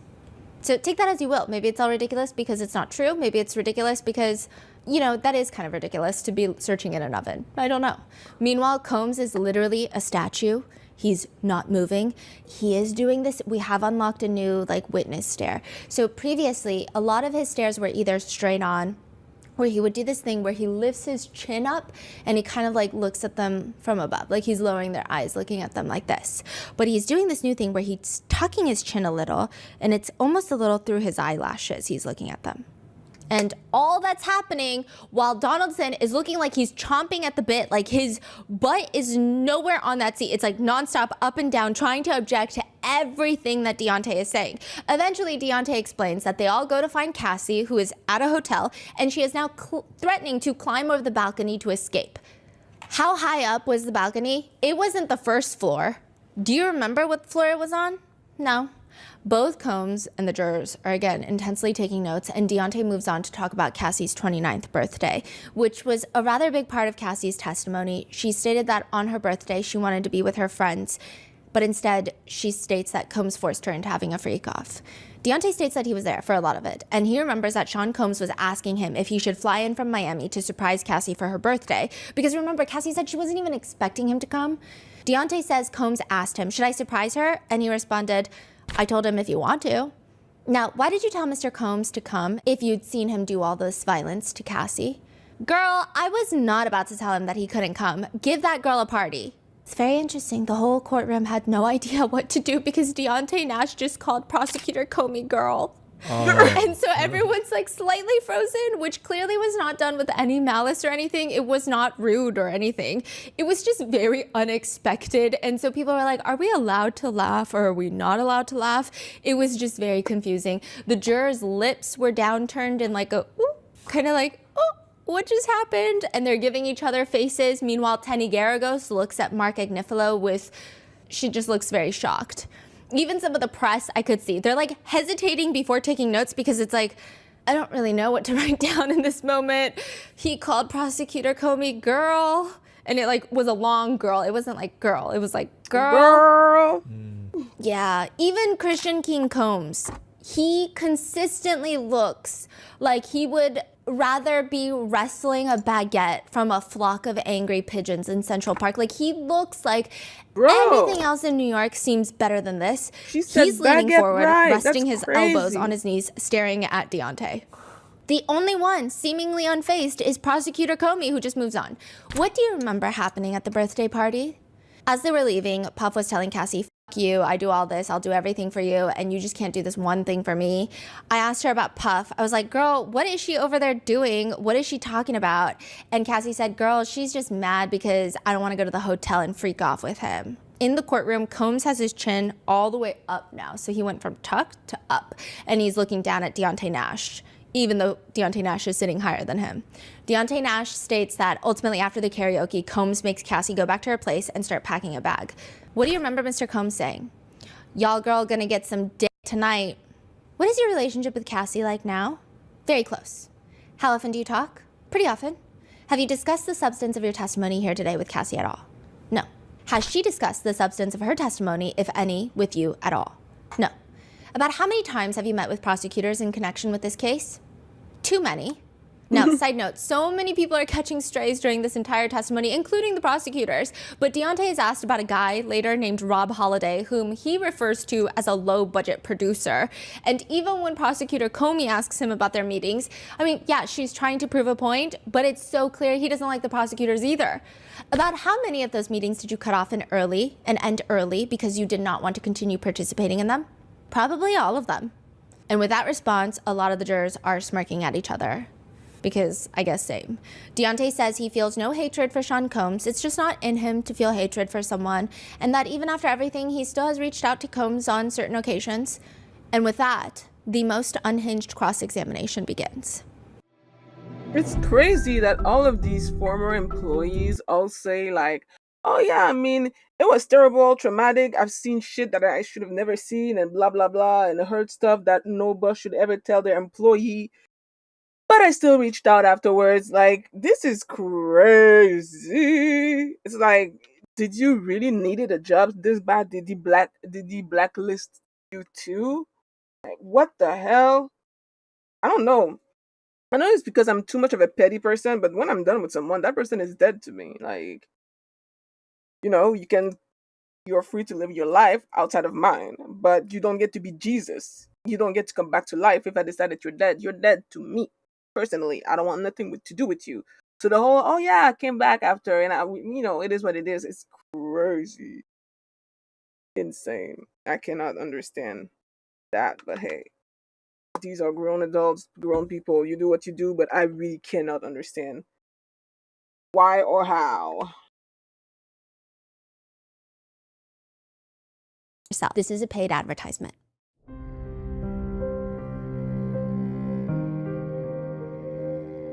Do you guys remember Xavier Donaldson's previous cross-examination, the very first one that he did that had me so incredibly puzzled? Correct. I am here, the corrects. I am here to report back that he has indeed gotten better. However, this entire cross-examination was such a mess. I feel like the defense attorneys, they all have very distinct cross-examination styles. I think Nicole Westmoreland is quite confrontational and authoritative. I think she works best with witnesses who do not stand their ground that strong. I think she could convince me that I grew a third leg on last Tuesday. I would say, yeah, because the way she asks questions is so confrontational and I'm so not confrontational, I would just go with it. Brian Steele has a Southern gentleman flair, but is relatively most of the time pretty straightforward. Anna Estevao is quite collected most times. She's a bit more neutral in her questions. Mark Agnifilo is a charmer. He likes to disarm people. And Xavier Donaldson, he's a showman, He is here for a good cross. Now, I wouldn't go with the insanity defense because you have to admit you did something to go with the insanity defense. We're not saying you did it. And the only problem here is if somebody is giving a show out of these two, I would rather watch Deontay Nash's show. Good morning. Good morning. Good morning. That's a stylist. I think that Deontay Nash on the stand has a very snappy nature to him. Yes, it's a very intense setting, but he is not intimidated. He will say what's on his mind. He will respond like we are just at dinner together with friends. I think in this type of situation, perhaps Mark Agnifilo or even Anna Estevao would have been a better fit. I feel like Deontay and Westmoreland would have gotten into a full-blown argument. I feel like Brian Steele would not be able to charm his way to Deontay. And I also feel like Deontay would be like, girl, to Brian Steele, and then Brian Steele would genuinely be confused and be like, who are you talking to? And then we'd have to sit through an hour of him trying to figure out who he's talking to and calling girl, and it would be a whole thing. Maybe Mark could disarm him. He's quite smooth. Estevao likely would have kept it quite neutral, not dissimilar to Comey, although Comey's a little snappier with her questions, like very quick. However, Xavier Donaldson goes up to do the cross. And later, one of the people in the hallways were passionately talking and I was passionately eavesdropping. And they said, these are their words, not mine. I know a lot of people don't love this word, but the way that they were describing it is Donaldson tried to out-sass Deontay. And you can't do that. That was the dumbest thing he could have done. Oh. It's just not happening. He should have taken a different approach. Let me just tell you how the cross starts off. Donaldson walks up to the lectern. Good afternoon, sir. Good afternoon. Deontay asks him, how are you? Oh. Okay. I'm pretty good. Thank you. How are you? Blessed. Donaldson is at a loss for words, and he hasn't even gotten to the first question. He just repeats the answer like he's got to let it soak in. Blessed. Then he hits him with I'm going to ask you to speak up as loud as you can so that the last person in this jury box can hear you, which, just a side note, we could hear Deontay just fine. So I think it was a power play. And with that, the very first question, Donaldson already has his palms rubbing his temples. He has both of his palms covering his eyes, and then they go to rub his temples like how someone would rub their temples in the midst of a debilitating migraine. I'm like, sir, this is the first question in. My researcher's notes read, Donaldson is literally one question in, and he's rubbing his eyes like he just did 20 hours of brain surgery. Now, you just mentioned on Direct with Ms. Comey here that you met with the government several times, is that right? Yes. Interestingly enough, when Comey was doing the Direct, Deontay would kind of swivel in his chair a little bit, kind of nonchalantly respond, a very casual demeanor. But with Donaldson, it's giving an enemy of my friend is an enemy of mine. He is staring Donaldson right in the eye. He's sitting up straight. His eye contact is intense. I don't think Donaldson was ready for this. I don't think Sean Combs informed him who Deontay Nash really is. Truly, he's going to war for his best friend. And Donaldson, just like all 9 feet of him, he's so tall, he's just standing at the lectern getting like smacked left and right by strays. And I think Sean Combs should have warned him. Like at this point, Sean Combs has a dartboard with all of his attorneys' faces on them. And this one is just a big hit to Donaldson, okay? Just listen to the way Deontay rapid fire answers questions, and his response rate is quick. Like the pace is very fast. The jurors are so busy taking notes, and he's doing this all with a slightly sarcastic smile towards Donaldson. And that subpoena told you had to come to court, correct? Yes. Now, as far as you going to the government's office to talk to them, you didn't have to go there, correct? Nope. So when you went there, you went because, well, you went voluntarily, right? Yeah. And so you went there to answer their questions like they said, correct? Yes. And you give them truthful answers. Nothing but the truth. And that is what you did every time you were there? Every single time. Donaldson tries to make it a whole point that Deontay hired civil lawyers, who, by the way, were sitting directly in front of us the entire testimony. They were professionally smiling at each other when their client would give snarky responses to Donaldson, and we would see it, and they would literally just look at each other and smile and nod. And it was overall a slightly lighter moment in the courtroom considering, but you did hire Mr. Dunn to pursue possible civil litigation against Mr. Combs, right? Objection. Sustained. Are you considering a lawsuit against Mr. Combs? No, I'm focused on getting out of here. At this point, even Mark Agnifilo is looking at Donaldson the same way that Combs is, like both of them are turned to their right, forehead wrinkled, rapid blinking, to which Donaldson asks for a photo to be put on the screen just for the witness and the parties. We don't get to see it. Now, after reading the document, does that refresh your recollection or does that change your testimony whether or not you were considering civil litigation against Mr. Combs? No, it doesn't. It seems like an assumption. We don't want to do assumptions in the courtroom. So does that document refresh your recollection that you are considering civil? No, it doesn't. Oh. Combs is looking at Donaldson. Just what is happening right now? Hold on. It doesn't. Donaldson says, hold on. Deontay Nash responds, it doesn't. It does not? No. So it's fair to say that you do not have or not as much okay, 1 second. As of March 10th, 2025, which by the way, it's, you are not considering or retaining counsel to consider suing Mr. Combs in civil actions. I have counsel to protect me. I don't do federal court. Protect you related to your interests regarding civil claims against Mr. Combs, correct? No, this case. Donaldson quickly moves on, and the defense just starts dumping exhibits. It's like a photo dump at this point, and none of them are really that relevant. And after all of those are received into evidence, Donaldson just starts asking Deontay, all right, Mr. Nash, you testified this afternoon about your relationship with Miss Ventura, right? Cassie, right? Mrs. Fine? And Deontay's reaction feels so instant, like he was waiting for this moment. And Donaldson is like, I'm sorry? Mrs. Fine. Mrs. Fine? Yes. Because she's married to Alex Fine.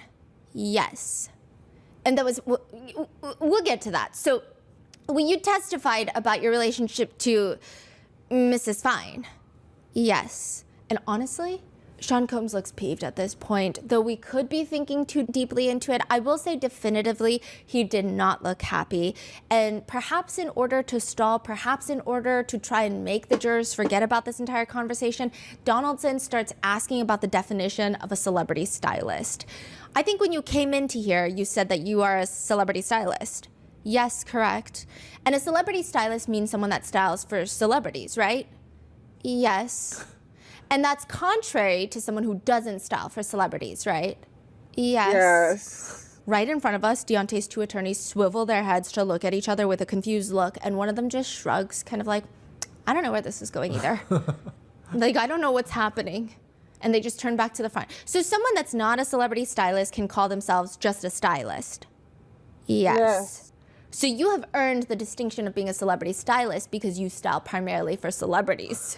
Sir? At this point, the prosecutor is just as confused as we are. Objection, Your Honor. Overruled. Where are we going? Now, when you know, that's not how you started your career, though, correct? You don't just become a celebrity stylist. You have to move up to become that. No, that's how it started. So in 2007, when you were an intern at Bad Boy, you were a celebrity stylist? I started as an intern, but you were a celebrity stylist is my question. Oh, no. So in 2008, you became a celebrity stylist. Yeah? What do you mean, yeah? Yes. Yes. Combs is just staring at Donaldson, mouth agape. So by working at Bad Boy between 2007 and 2008, you just became a celebrity stylist? Yes. And that was because Mr. Combs introduced you to Cassie. I introduced myself to Cassie. Oh. You introduced yourself to Cassie while working for Mr. Combs. Yes. This is the feeling of Mr. Donaldson, okay? Don't play games that you cannot win. Deontay is not here to be hee ha ha bullied into saying yes or no to questions that he doesn't want to. He's here to fight for his best friend. Like, I just see a best friend rage inside of him. Like, probably more than Cassie. Like, Cassie was, like, there were so many emotions with Cassie. For Deontay, it gives me the energy of, like, I saw what my best friend went through, and I'm so angry, and my anger is pretty pure because I don't have all the other complicated, traumatic experiences that she might have. So my anger is just pure. Like, he's here to fight. He's not just gonna roll over and let the multi-million-dollar defense team walk all over him. But instead, Donaldson, I feel like he cannot help himself. He falls into the power play trap. This is why I thought Agnifilo or perhaps even Estevao would have been a little better, because Donaldson asks Deontay, so it would be fair to say that Mr. Combs or Bad Boy helped start your career as you have now as a stylist, as a celebrity stylist. Would that be fair to say? Yeah, go ahead. I'm going, don't worry about it.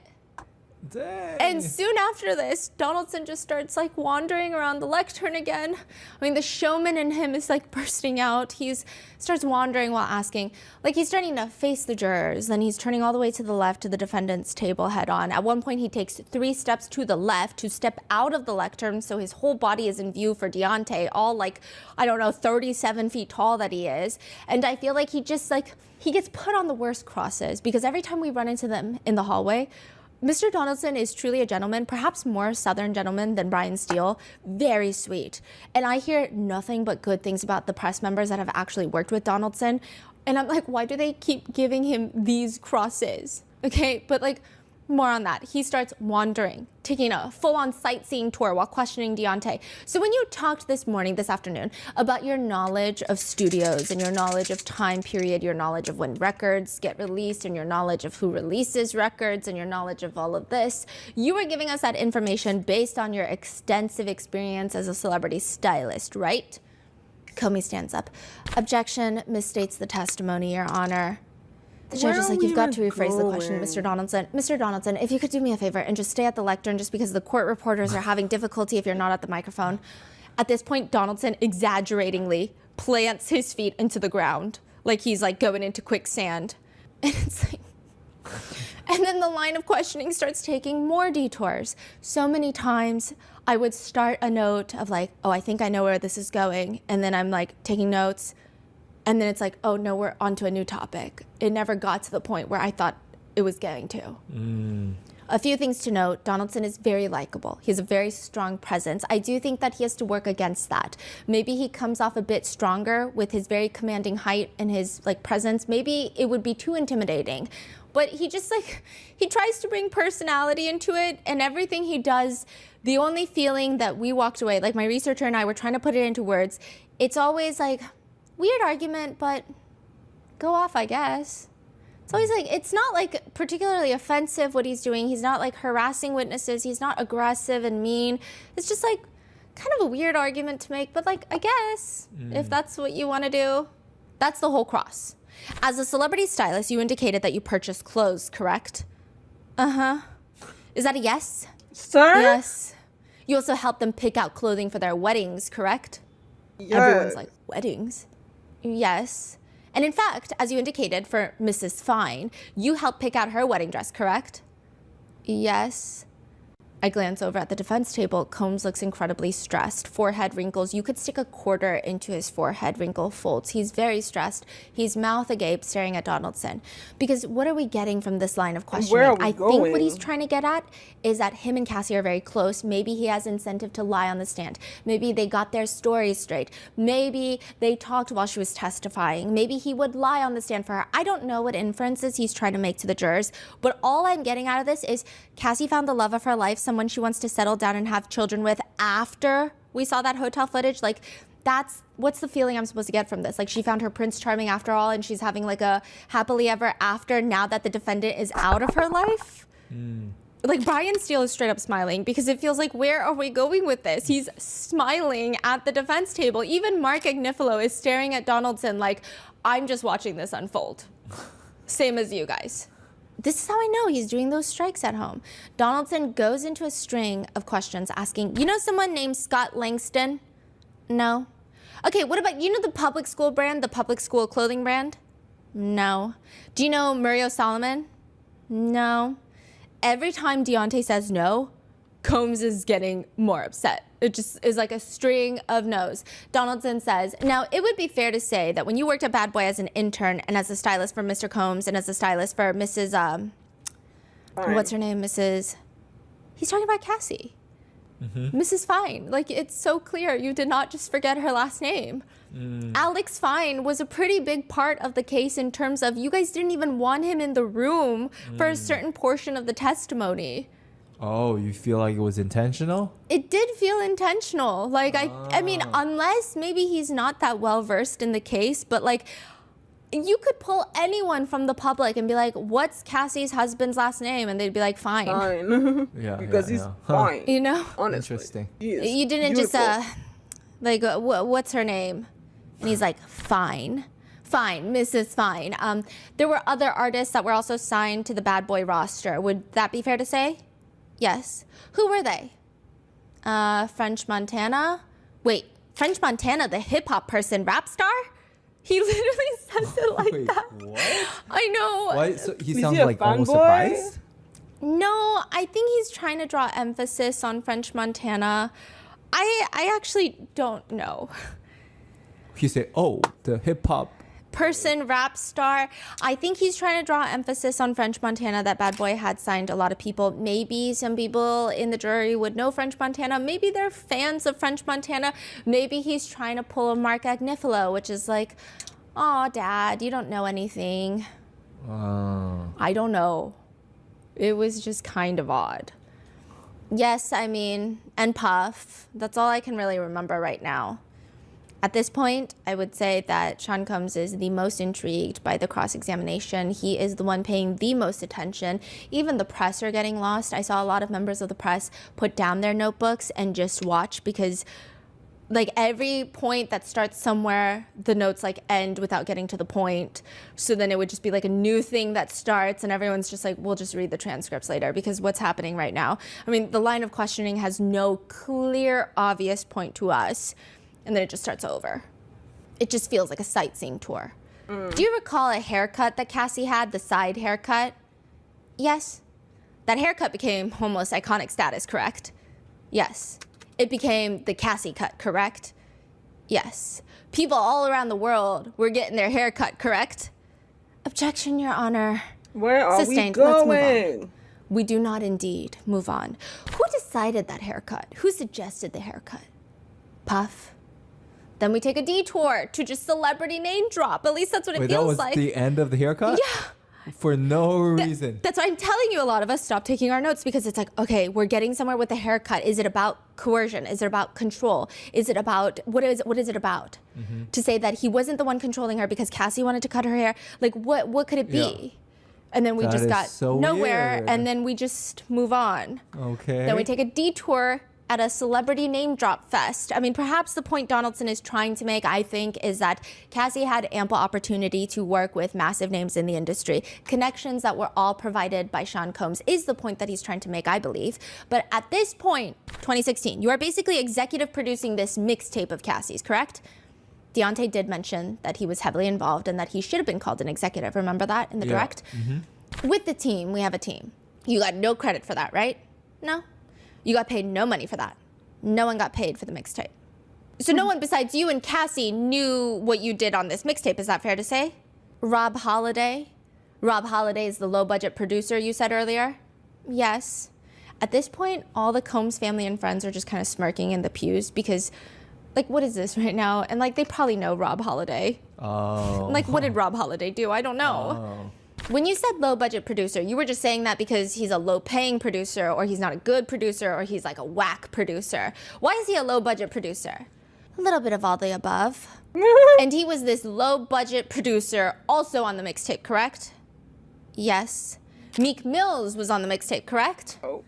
Yes. And Meek Mills at the time was a really popular, internationally known rap artist, correct? Correct. You also said French Montana, correct? Was he Yes. back when he was He was also a Nicki? pretty well-known popular rap artist, correct? Correct. Jeremiah, right? Oh, Jeremiah! Yes. Platinum selling artist? I don't know his stats. Very popular at the time though, correct? Yeah, yes. Probably. Fabulous? Yes. Fabulous. Combs has almost no reaction to any of the names being listed except when Donaldson brings up Rick Ross. Combs sits up, he puts his left arm on the table, and he's kind of now facing a little bit towards Donaldson and now the jury. And perhaps he realizes how awkward this is because in this random awkward motion, he like puts his right arm up now, and now he's like facing more towards the front, but kind of like a kid at the back of the classroom, like just like awkward. There's a lot to be said about Sean Combs and Rick Ross. Side note, Jonathan Odie said during his interrogation that the two were sleeping together. They're gay.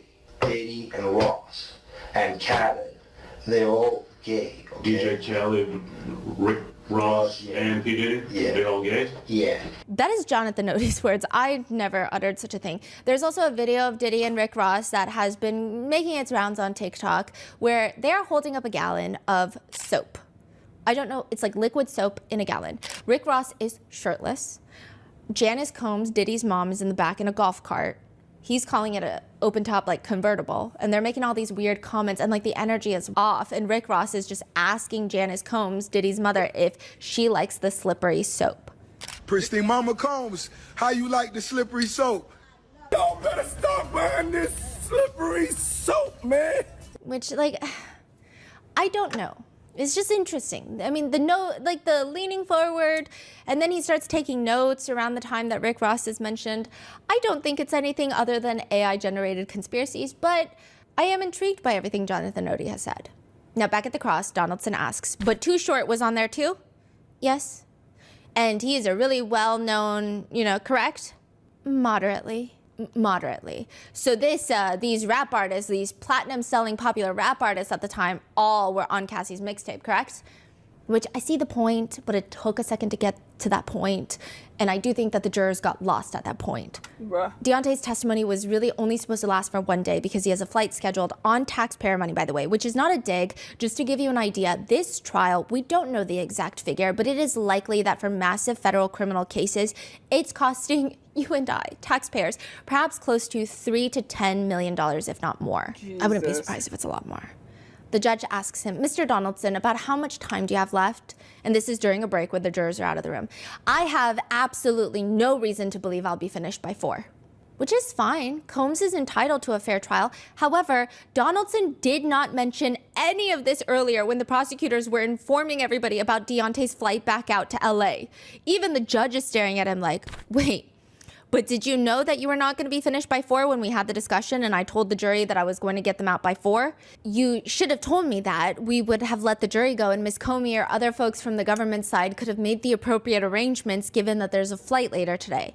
Respectfully, Judge, is this a late-breaking development that you now think you won't be done by 4? Judge, respectfully, I tried to do what the court and Ms. Comey was considering, which is to try and get finished by 4. After going through what I'm going through, I'm telling the court that I do not think I'll be done by 4. I understand. Look, you should ask the questions you need to ask. My only request is moving forward, just let me know because I don't want to tell the jury something and then have them leave.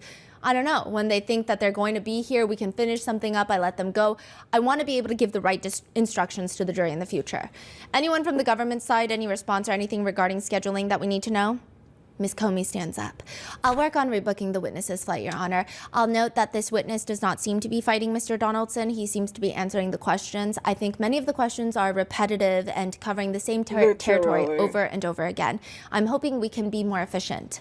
The judge says, you mean how would you define stylist? And everyone starts giggling.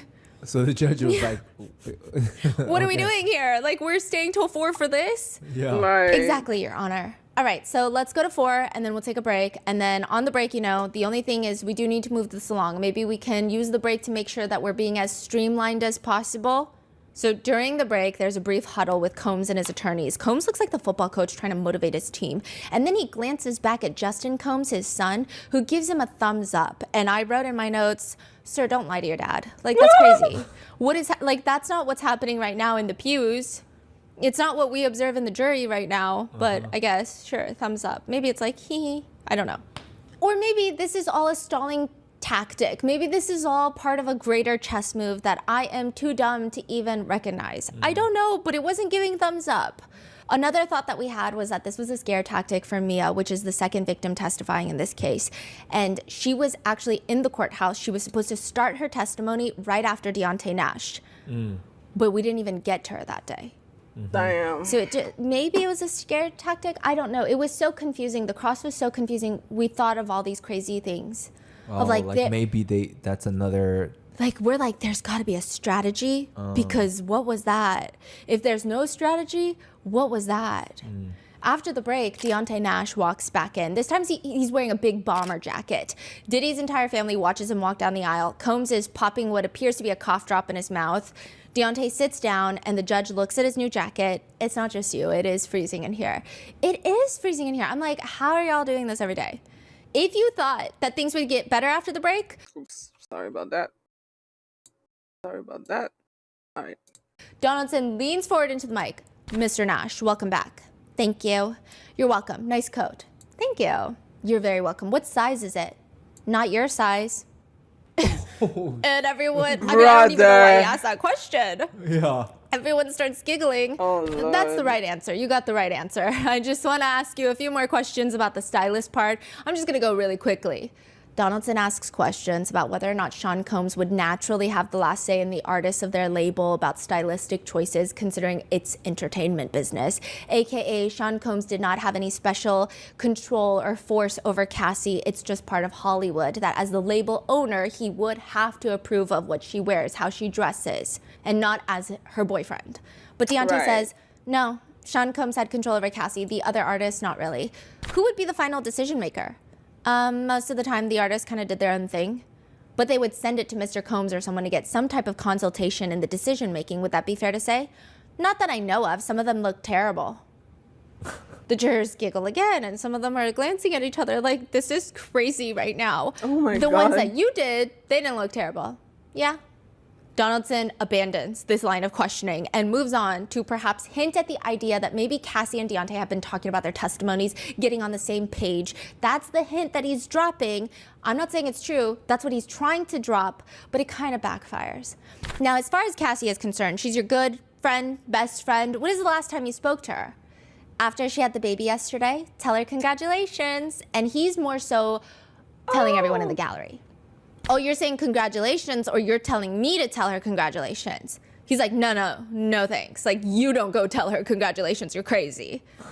There's a few gasps. Combs, from his side profile, he does like a subtle nod, but it appears that his jaw is clenched. And like we can tell because usually his default is that his mouth is slightly ajar, but it's like clear that his jaw is clenched. And it just, in our personal opinions, it looks like he's trying to watch his face because, of course, everyone's going to be looking for his reaction. Even the judge butts in. All right, let's keep it going. The last time you spoke to her was yesterday? Yes. And before that was when? Probably the day before that. So it's fair to say that you spoke to her. You know she testified in this trial, correct? Yes.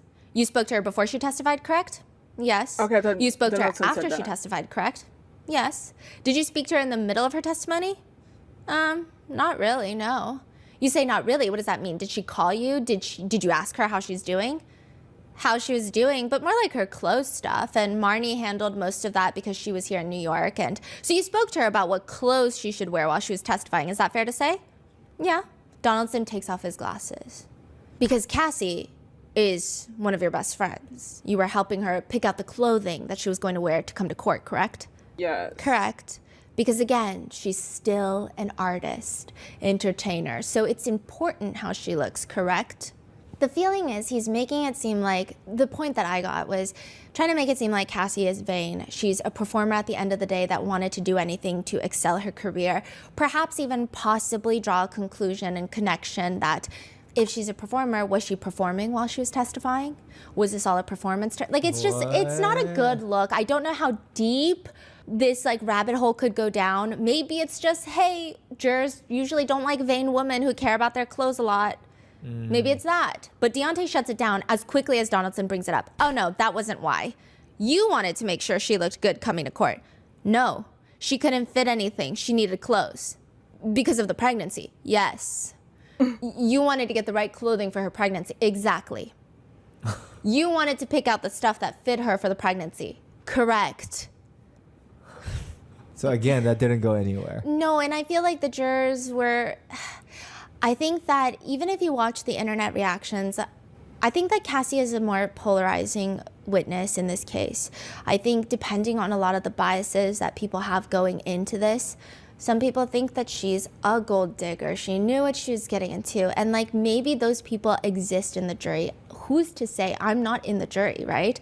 But just there, when I was watching their reactions to Cassie's testimony, there were some times where it felt like the jurors were not as receptive of her, or where they didn't like certain things. It seemed like they really didn't like her intercontinental lawsuit. It didn't seem like they even liked her lawsuit against Sean Combs, where she got $20 million as a settlement. It's like these things, you could just kind of sense something. However, with Deontay Nash, the way he talks about Cassie, he makes her less polarizing. Because it's just like a feeling of like, if I have a best friend who is doing all of this for me, like I should be doing something right. Like he just makes her a lot less polar. I don't know if that's making any sense. Makes sense. Yeah. And just the way that he's talking about her, smiles when he sees her picture, like it feels very genuine. Now, Donaldson, in what feels like a last resort, just takes the role of a Fed. My researcher writes, "Sir, are you a narc? What is happening?" Now, we also mentioned yesterday that you had met with the government several times, correct? Yes. Too many times to even remember, correct? Yes. On the few of your meetings with the government, did you arrive at the meeting before smoking marijuana? One of them, Maureen, cut it short. Maureen is Maureen Comey. Because of what? She said she wanted me to have a clear mind. So you went to the meeting and you told her that you were high at the time? Yeah, I didn't say high. I said I'm smoking right now. I didn't say I was high. I'm sorry. So you told her that you were smoking. Well, not in the meeting, before you got to the meeting. Yes. And then Ms. Comey told you need to stop the meeting because she wanted you to have a clear mind. I don't know where this went. That was it. And then he later asks Deontay Nash about another party. You said that Cassie was super high, correct? Correct. And you said that Mr. Combs was intoxicated, correct? Correct. Did you get Cassie super high? Excuse me? And both of Deontay's attorneys are staring at each other like, what the hell is happening right now? One of them even shakes their head in disbelief. Did you give? No, I did not. Then he starts talking about the Revolt conference, which is when Cassie saw a picture of Combs with Gina, the girl that he told her she didn't have to worry about. Well, Donaldson is asking Deontay about it, and he's trying to describe Revolt. Donaldson says, and when we say Revolt conference, Revolt is, I guess, professional web. It's and he's like using his hands in the air. It's owned the. Diddy is looking at him like, you don't know what the Revolt is? Like, he genuinely looks offended. I know what Revolt is. It feels like forever before Deontay pulls him out of his misery. It's an entertainment conference. Entertainment company? Conference, the Revolt conference, yeah. It was owned by Sean Combs, correct? Correct. Eventually, Donaldson leads up to the idea that perhaps Deontay was the one that sent Cassie a picture of Combs to show that he was with Gina while she was in South Africa. And Deontay responds, oh, no. You're not putting this on me. That was another stylist named Icon Tips that texted her and said, oh, girl, you look good coming out the car. And she called me and told me, girl, is that girl Gina there? So Icon Tips thought it was Cassie coming out the car, but it was Gina. At that point, the jurors, the press, nobody can even try to keep a professional face. Everybody's grinning. The press don't even really know what to write at all. There's just lots of rustling. Even Diddy looks confused of like, I don't know what my reaction's supposed to be. He's just blinking. And so you told her at this point in time, listen, I could hook you up with Michael B. Jordan, correct? No, that wasn't you? No, that's not how it happened. So you said that you set her up with Michael B. Jordan, correct? Yeah, but that's not how that happened. At this point, Combs' close childhood friend, who is like one pew diagonal from us, in front of us, he starts mouthing kind of comically to no one in particular, like, what?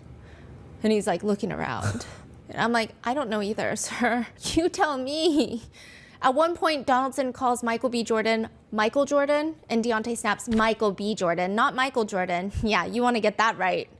Oh, shit. Donaldson goes on to ask about others that Cassie might have had a relationship with. And this is supposed to be a moment where it's like, see, Jers, see, Cassie is having all of these relationships. She's not coerced into anything. Look at her cheating on Combs. It's just a toxic relationship.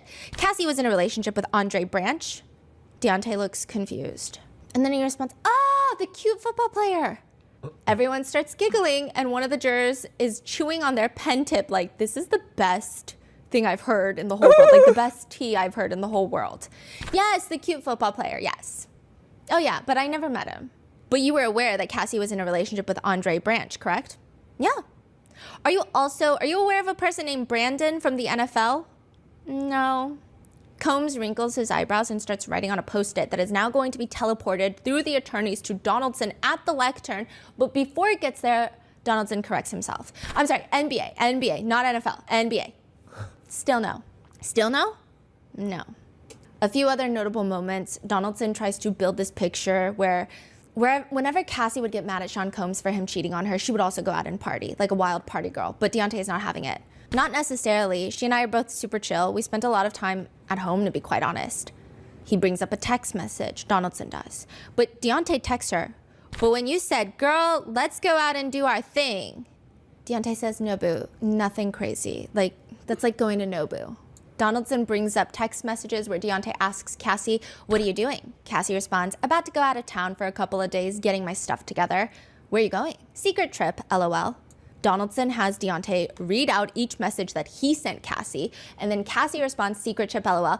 Deontay leans into the mic to read his full message that we also see on this screen, and it just reads, girl, and he says it like that. And then everyone is just like suppressing their giggles in the courtroom because everyone is stressed, and like, it is kind of funny. The jurors are reading these text messages like they're like moving around in their chair, biting their pen tip like this is YouTube drama. That's the energy during this testimony because of how insane the back and forth between Donaldson and Deontay is. The jurors are not even trying to suppress smiles. Even the judge is smiling at that. And then he adjusts his glasses and he is no longer smiling because justice is not light and there is a lot of weight on his shoulders. But Donaldson is a very serious man here. He says, so when she says... So Donaldson has never giggled. No, the way I see them, they're so passionate and they never giggle. I'm like, I get confused. Do these people just believe everything they say? Like, that's how I feel about Mark Agnifilo, Brian Steele, and Donaldson. Like, they have this way about them where I'm like, no, but like, we're all giggling because you can't be serious. But then I look at you and you look so serious. So now I'm confused. Like, I thought you were playing into something, but then I look at you and you're so serious. Like, you're saying this with your full chest. Like, Mark Agnifilo is like, he went to Costco because Americans buy in bulk. And so he bought baby oil in bulk. And then when I first heard that, I thought he was crazy. When I see him in person, I'm like, I think he genuinely believes this. I think Diddy told him that. And he's like, yeah. I could be wrong. I could be so naive. And she's going on a secret trip somewhere, correct? Correct. And she didn't tell you where she was going, correct? No. Because she didn't want you to know where she was going, correct? Probably didn't want to text it. Well, you didn't call her back and say, what's the secret trip, where are you going, etc., correct? I may have, or she may have told me. Good friends don't really pry like that, you know what I mean? To which a lot of the jurors look like they're agreeing with Deontay. What do you mean agree with Deontay? Like, a few of them are kind of looking up, and it's almost like they're stopping themselves from a nod. Because it's like, that makes sense. Yeah. Throughout a lot of the testimony, Combs goes from glancing at Donaldson to blinking nonstop, and eventually the cross just becomes so long that he just starts looking at the clock, which is right on the wall behind the press pews. There were other parts of the cross that were just Again, I get what the defense is doing, but it just keeps backfiring. For example, Donaldson brings up another text message thread where Deontay gets a picture from Cassie, a selfie, where he responds, "That mug beat though." Donaldson has to quickly clarify. When you say beat, you mean beat between you and Cassie means good. Like your makeup is beat, nice, right? So you were telling her at that point in March of 2019, her face looked beat. Nice though, right? Correct. Which, like, the fact that you have to clarify that because your client's actions on hotel footage, it's probably like whatever impact the rest of the text messages had, nothing compared to that point. Another text message exhibit shows Cassie texting Deontay that she wants to be different this year. And she says, "Puff is mad at me, of course." Deontay responds, "Y'all need to enjoy y'all trip. Get back to the bullshit later. Enjoy y'all time together. Y'all don't get this much." Wait a minute. This man's name is Yonsei? That's fucking hilarious. Okay, Beehive, I see you. Cassie responds, "It's not bull. This is the bitch I'm gonna be this year. He can stay or go." And as this is being read out by Donaldson, Deontay smiles and comments into the mic, "That's right, Cass."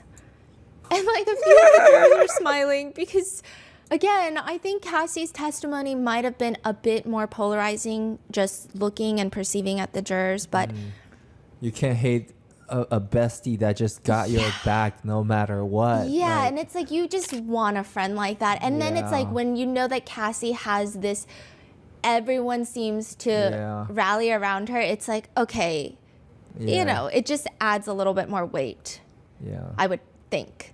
Then later in the same text thread, Deontay texts Cassie again. "You look beat, what's your tea?" Donaldson has to clarify once more. When you say you look beat, that means you're referring to the pictures that she just sent you where she looks really good in the pictures, correct? Oh yeah. Again, not the best look for the defense, which I get it, weird argument, but okay. The point of the whole text, though, is this part where Deontay texts Cassie, "Girl, you always on vacation." To which Cassie responds, "I know, God lets me because I put up with a lot of BS." Basically trying to show the jurors that Cassie was in a relationship with a clear exchange. She was also getting something out of it. However, again, that kind of clarification of the face looks beat, the impact is kind of lost. In another part of the cross, Donaldson clarifies, "I believe you said in 2013 outside Cassie's apartment, he told Cassie in front of you that he would leak her videos, is that right?" And I think this is the same conversation where he said to you, "You and Cassie take your broke ass home and ride to the sunset." Yes. You and Cassie went back home after that, correct? What do you mean? You went back after he said take your broke ass home, you and Cassie left, correct? Yeah, we rode out into the sunset. What is going on? I don't know what the whole point of that one was either. In another moment, Donaldson brings up the 29th birthday party for Cassie, with his main question being, if you had seen Sean Combs being violent towards Cassie, your best friend, why would you still want him to come surprise her for her birthday? He then called you when you were at the restaurant and said he was coming over, correct? No, he was there when we got there. He was in Miami. He called me from Miami and asked if he should fly and come. Sorry, he called you from Miami and asked if he should fly back from Miami to come and attend this birthday party. Correct. He flew up from Miami to attend the birthday party, correct? Correct. Did you tell Cassie he was coming? No. Because you want Cassie to be surprised by her boyfriend who is coming up to see her for the birthday party, correct? Who wants to be the person that tells somebody the surprise? Which again, almost everyone is kind of nodding because it's like, I get what Donaldson is trying to say. Like, if you saw him be so violent and so terrifying, why would you want him to come to her birthday? But also at the same time, like, Deontay has a very fair point. But the defense does what the defense has been doing, which is showing messages between Deontay and Combs from the past few years where Deontay is nice to Combs, which I feel like in the direct he was pretty straight up about it. Yeah. One message is from 2019, so this is after the breakup, after Cassie starts dating Alex Fine. It's from Deontay to Combs. "Sending you my love." Combs respond, "Yeah, right. We was fam, disappointed, still got love, all good." Wait, Combs said that? Yes. We were family and... Yeah. I'm disappointed, but I still got love for you. We're all good. Okay. And so Deontay responds, Puff, don't do that. My love for you don't have nothing to do with anything else. Combs responds to Deontay, nah, the trainer in my Soulja Boy voice, damn, could have given a heads up. The trainer, question mark, shaking my head. And then there's laughing emojis. And then there's no response. So Combs texts Deontay back again. Oh, now you quiet. We'll always be cool. No love lost. Love you, girl. Black heart emoji. But on a real note, how is she? Please make sure she's all right. And if she ever needs me, make sure you call me. Then another message in which Deontay asks to see the full message. Is there a way I can see the whole message? No. Sorry, I'm not just being, this is just the evidence we have right now. That's Donaldson. He has Deontay read the message to Combs. I love you, brother, and anything you need, I got you. But the main point being, Cassie never told Deontay about not wanting to do freak-offs, and all this was happening behind the scenes, and Deontay is still talking to Combs with love. You deeply care for Cassie, correct? Correct. And you have deeply cared for her for about 15 years, correct? Correct. But you understand, though, for a significant part of that time, she kept major secrets from you. I kept some from her. We don't have to tell each other everything. But you do acknowledge she kept major secrets from you, correct? Same. Correct? Yes? Yes or no? Okay. And I don't know if it's just the way the line of questioning took place and unraveled. It kind of made Cassie's story sadder. It didn't feel like she's hiding this from you because she loves it. It just kind of felt like she couldn't even tell her best friend. Exactly. That's what happened when you're in a And then she had abusive to tell the relationship. world. So it's You just, can't even tell your best friends because you know what they're gonna say. They're gonna say, "Girl, get your ass out of there. Come on, do better. You love yourself." Blah blah blah. That's what abusive relationship would do to you. So I'm not even surprised that she didn't say anything. Even it's sad though. It is very sad when you know that you're such in a bad place that you don't even feel safe enough to rely on your friend because you kind of have an idea of how they may respond, or you might get beat up because now they know. It's just so fucking tragic. it's kind of sad. Like, that was the feeling. Like, it didn't give what I think they wanted it to give. In the redirect, Prosecutor Comey brings it home. Why did you always have concerns for Cassie's safety if she also told you that she was happy at times with Mr. Combs? Because it can go from happy to chaotic in a split second. And when it went from happy to chaotic in front of you, what had you seen happen? Him be violent. What did you hear him say at Cassie's apartment that Cassie was going to do that night on her birthday? Your girl, you're gonna get some dick tonight. What did Cassie tell you the same night about whether she wanted to go with Mr. Combs to a hotel? She didn't want to go. She wanted to hang out with us. And with that, there is no recross. So Comey is really good at just like boom, boom, boom, boom, boom, and then just clears it up. Comey is incredibly sharp. I think she's, like, the way she communicates is insane. I think she could teach 25 master classes on communication. She's effective. She's to the point. She knows exactly what the jurors need to hear afterwards. I don't know how she does it. I don't even know if this is something you can teach people. Wow. And with that, there is no recross, and Deontay Nash is dismissed. On his way out, he passes Xavier Donaldson at the defense table, and he leans down and he whispers something with a smile. We couldn't hear it, but I imagine, because my researcher and I were like, okay, the vibe is this. Well, that was fun. Let's do it again sometime. Like that, if I had to bet money, I would bet $10 it was that. Like, that's the vibe the whole cross was giving. It's like this very sarcastic, like, I'm not going to be rude to you, but I don't like you. And Cassie's my best friend. Wow. And with that, he walks away. He ate it up. The jurors loved him. Wow. Yeah, I don't know if they loved everything he was saying, but they were having a blast. And I think it's like only natural if someone's making you laugh that frequently, you generally have a positive feeling towards them. Was there a lot of like auditory? Yes. Like, wow. This was probably the most giggly day. Like, everyone was just giggling. And it was just nonstop. Yeah, but it is probably the last light day that we are going to have, because the next episode you'll see will be likely a mixture of Mia, the second victim, as well as Jane, the third victim, that is going to take the stand probably the day that you see this. So I will be in the courtroom while you're watching this, and I'll let you know how it goes. So with that being said, please stay safe, and I will see you in the next one. Child. Swear to God. Anyway, all right. So that was the latest of the Diddy trial.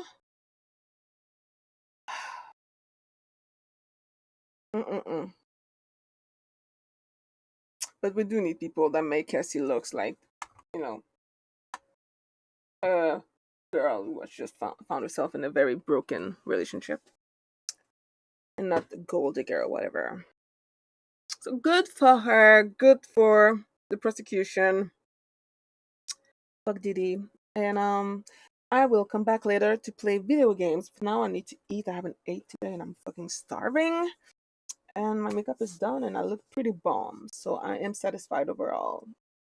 Thank you for those who are watching. Let me know in the comments if, well, just let me know anything really in the comments. Let me know how you felt about this episode of Rotten Mango, if you like the makeup. And also, I've been told before that the sound for my YouTube reaction video is very low, which is why I've been I'm trying to basically, I don't know how to say it in English for some reason. I can speak English right now. To make it louder. But if there is any issues or technical whatever that you see that I don't see during the live, please let me know in the comments below. I may take a while to answer sometimes just because, yeah, I don't always see them right away, but still let me know, and whatever I can fix, I shall. Other than that, oh shit.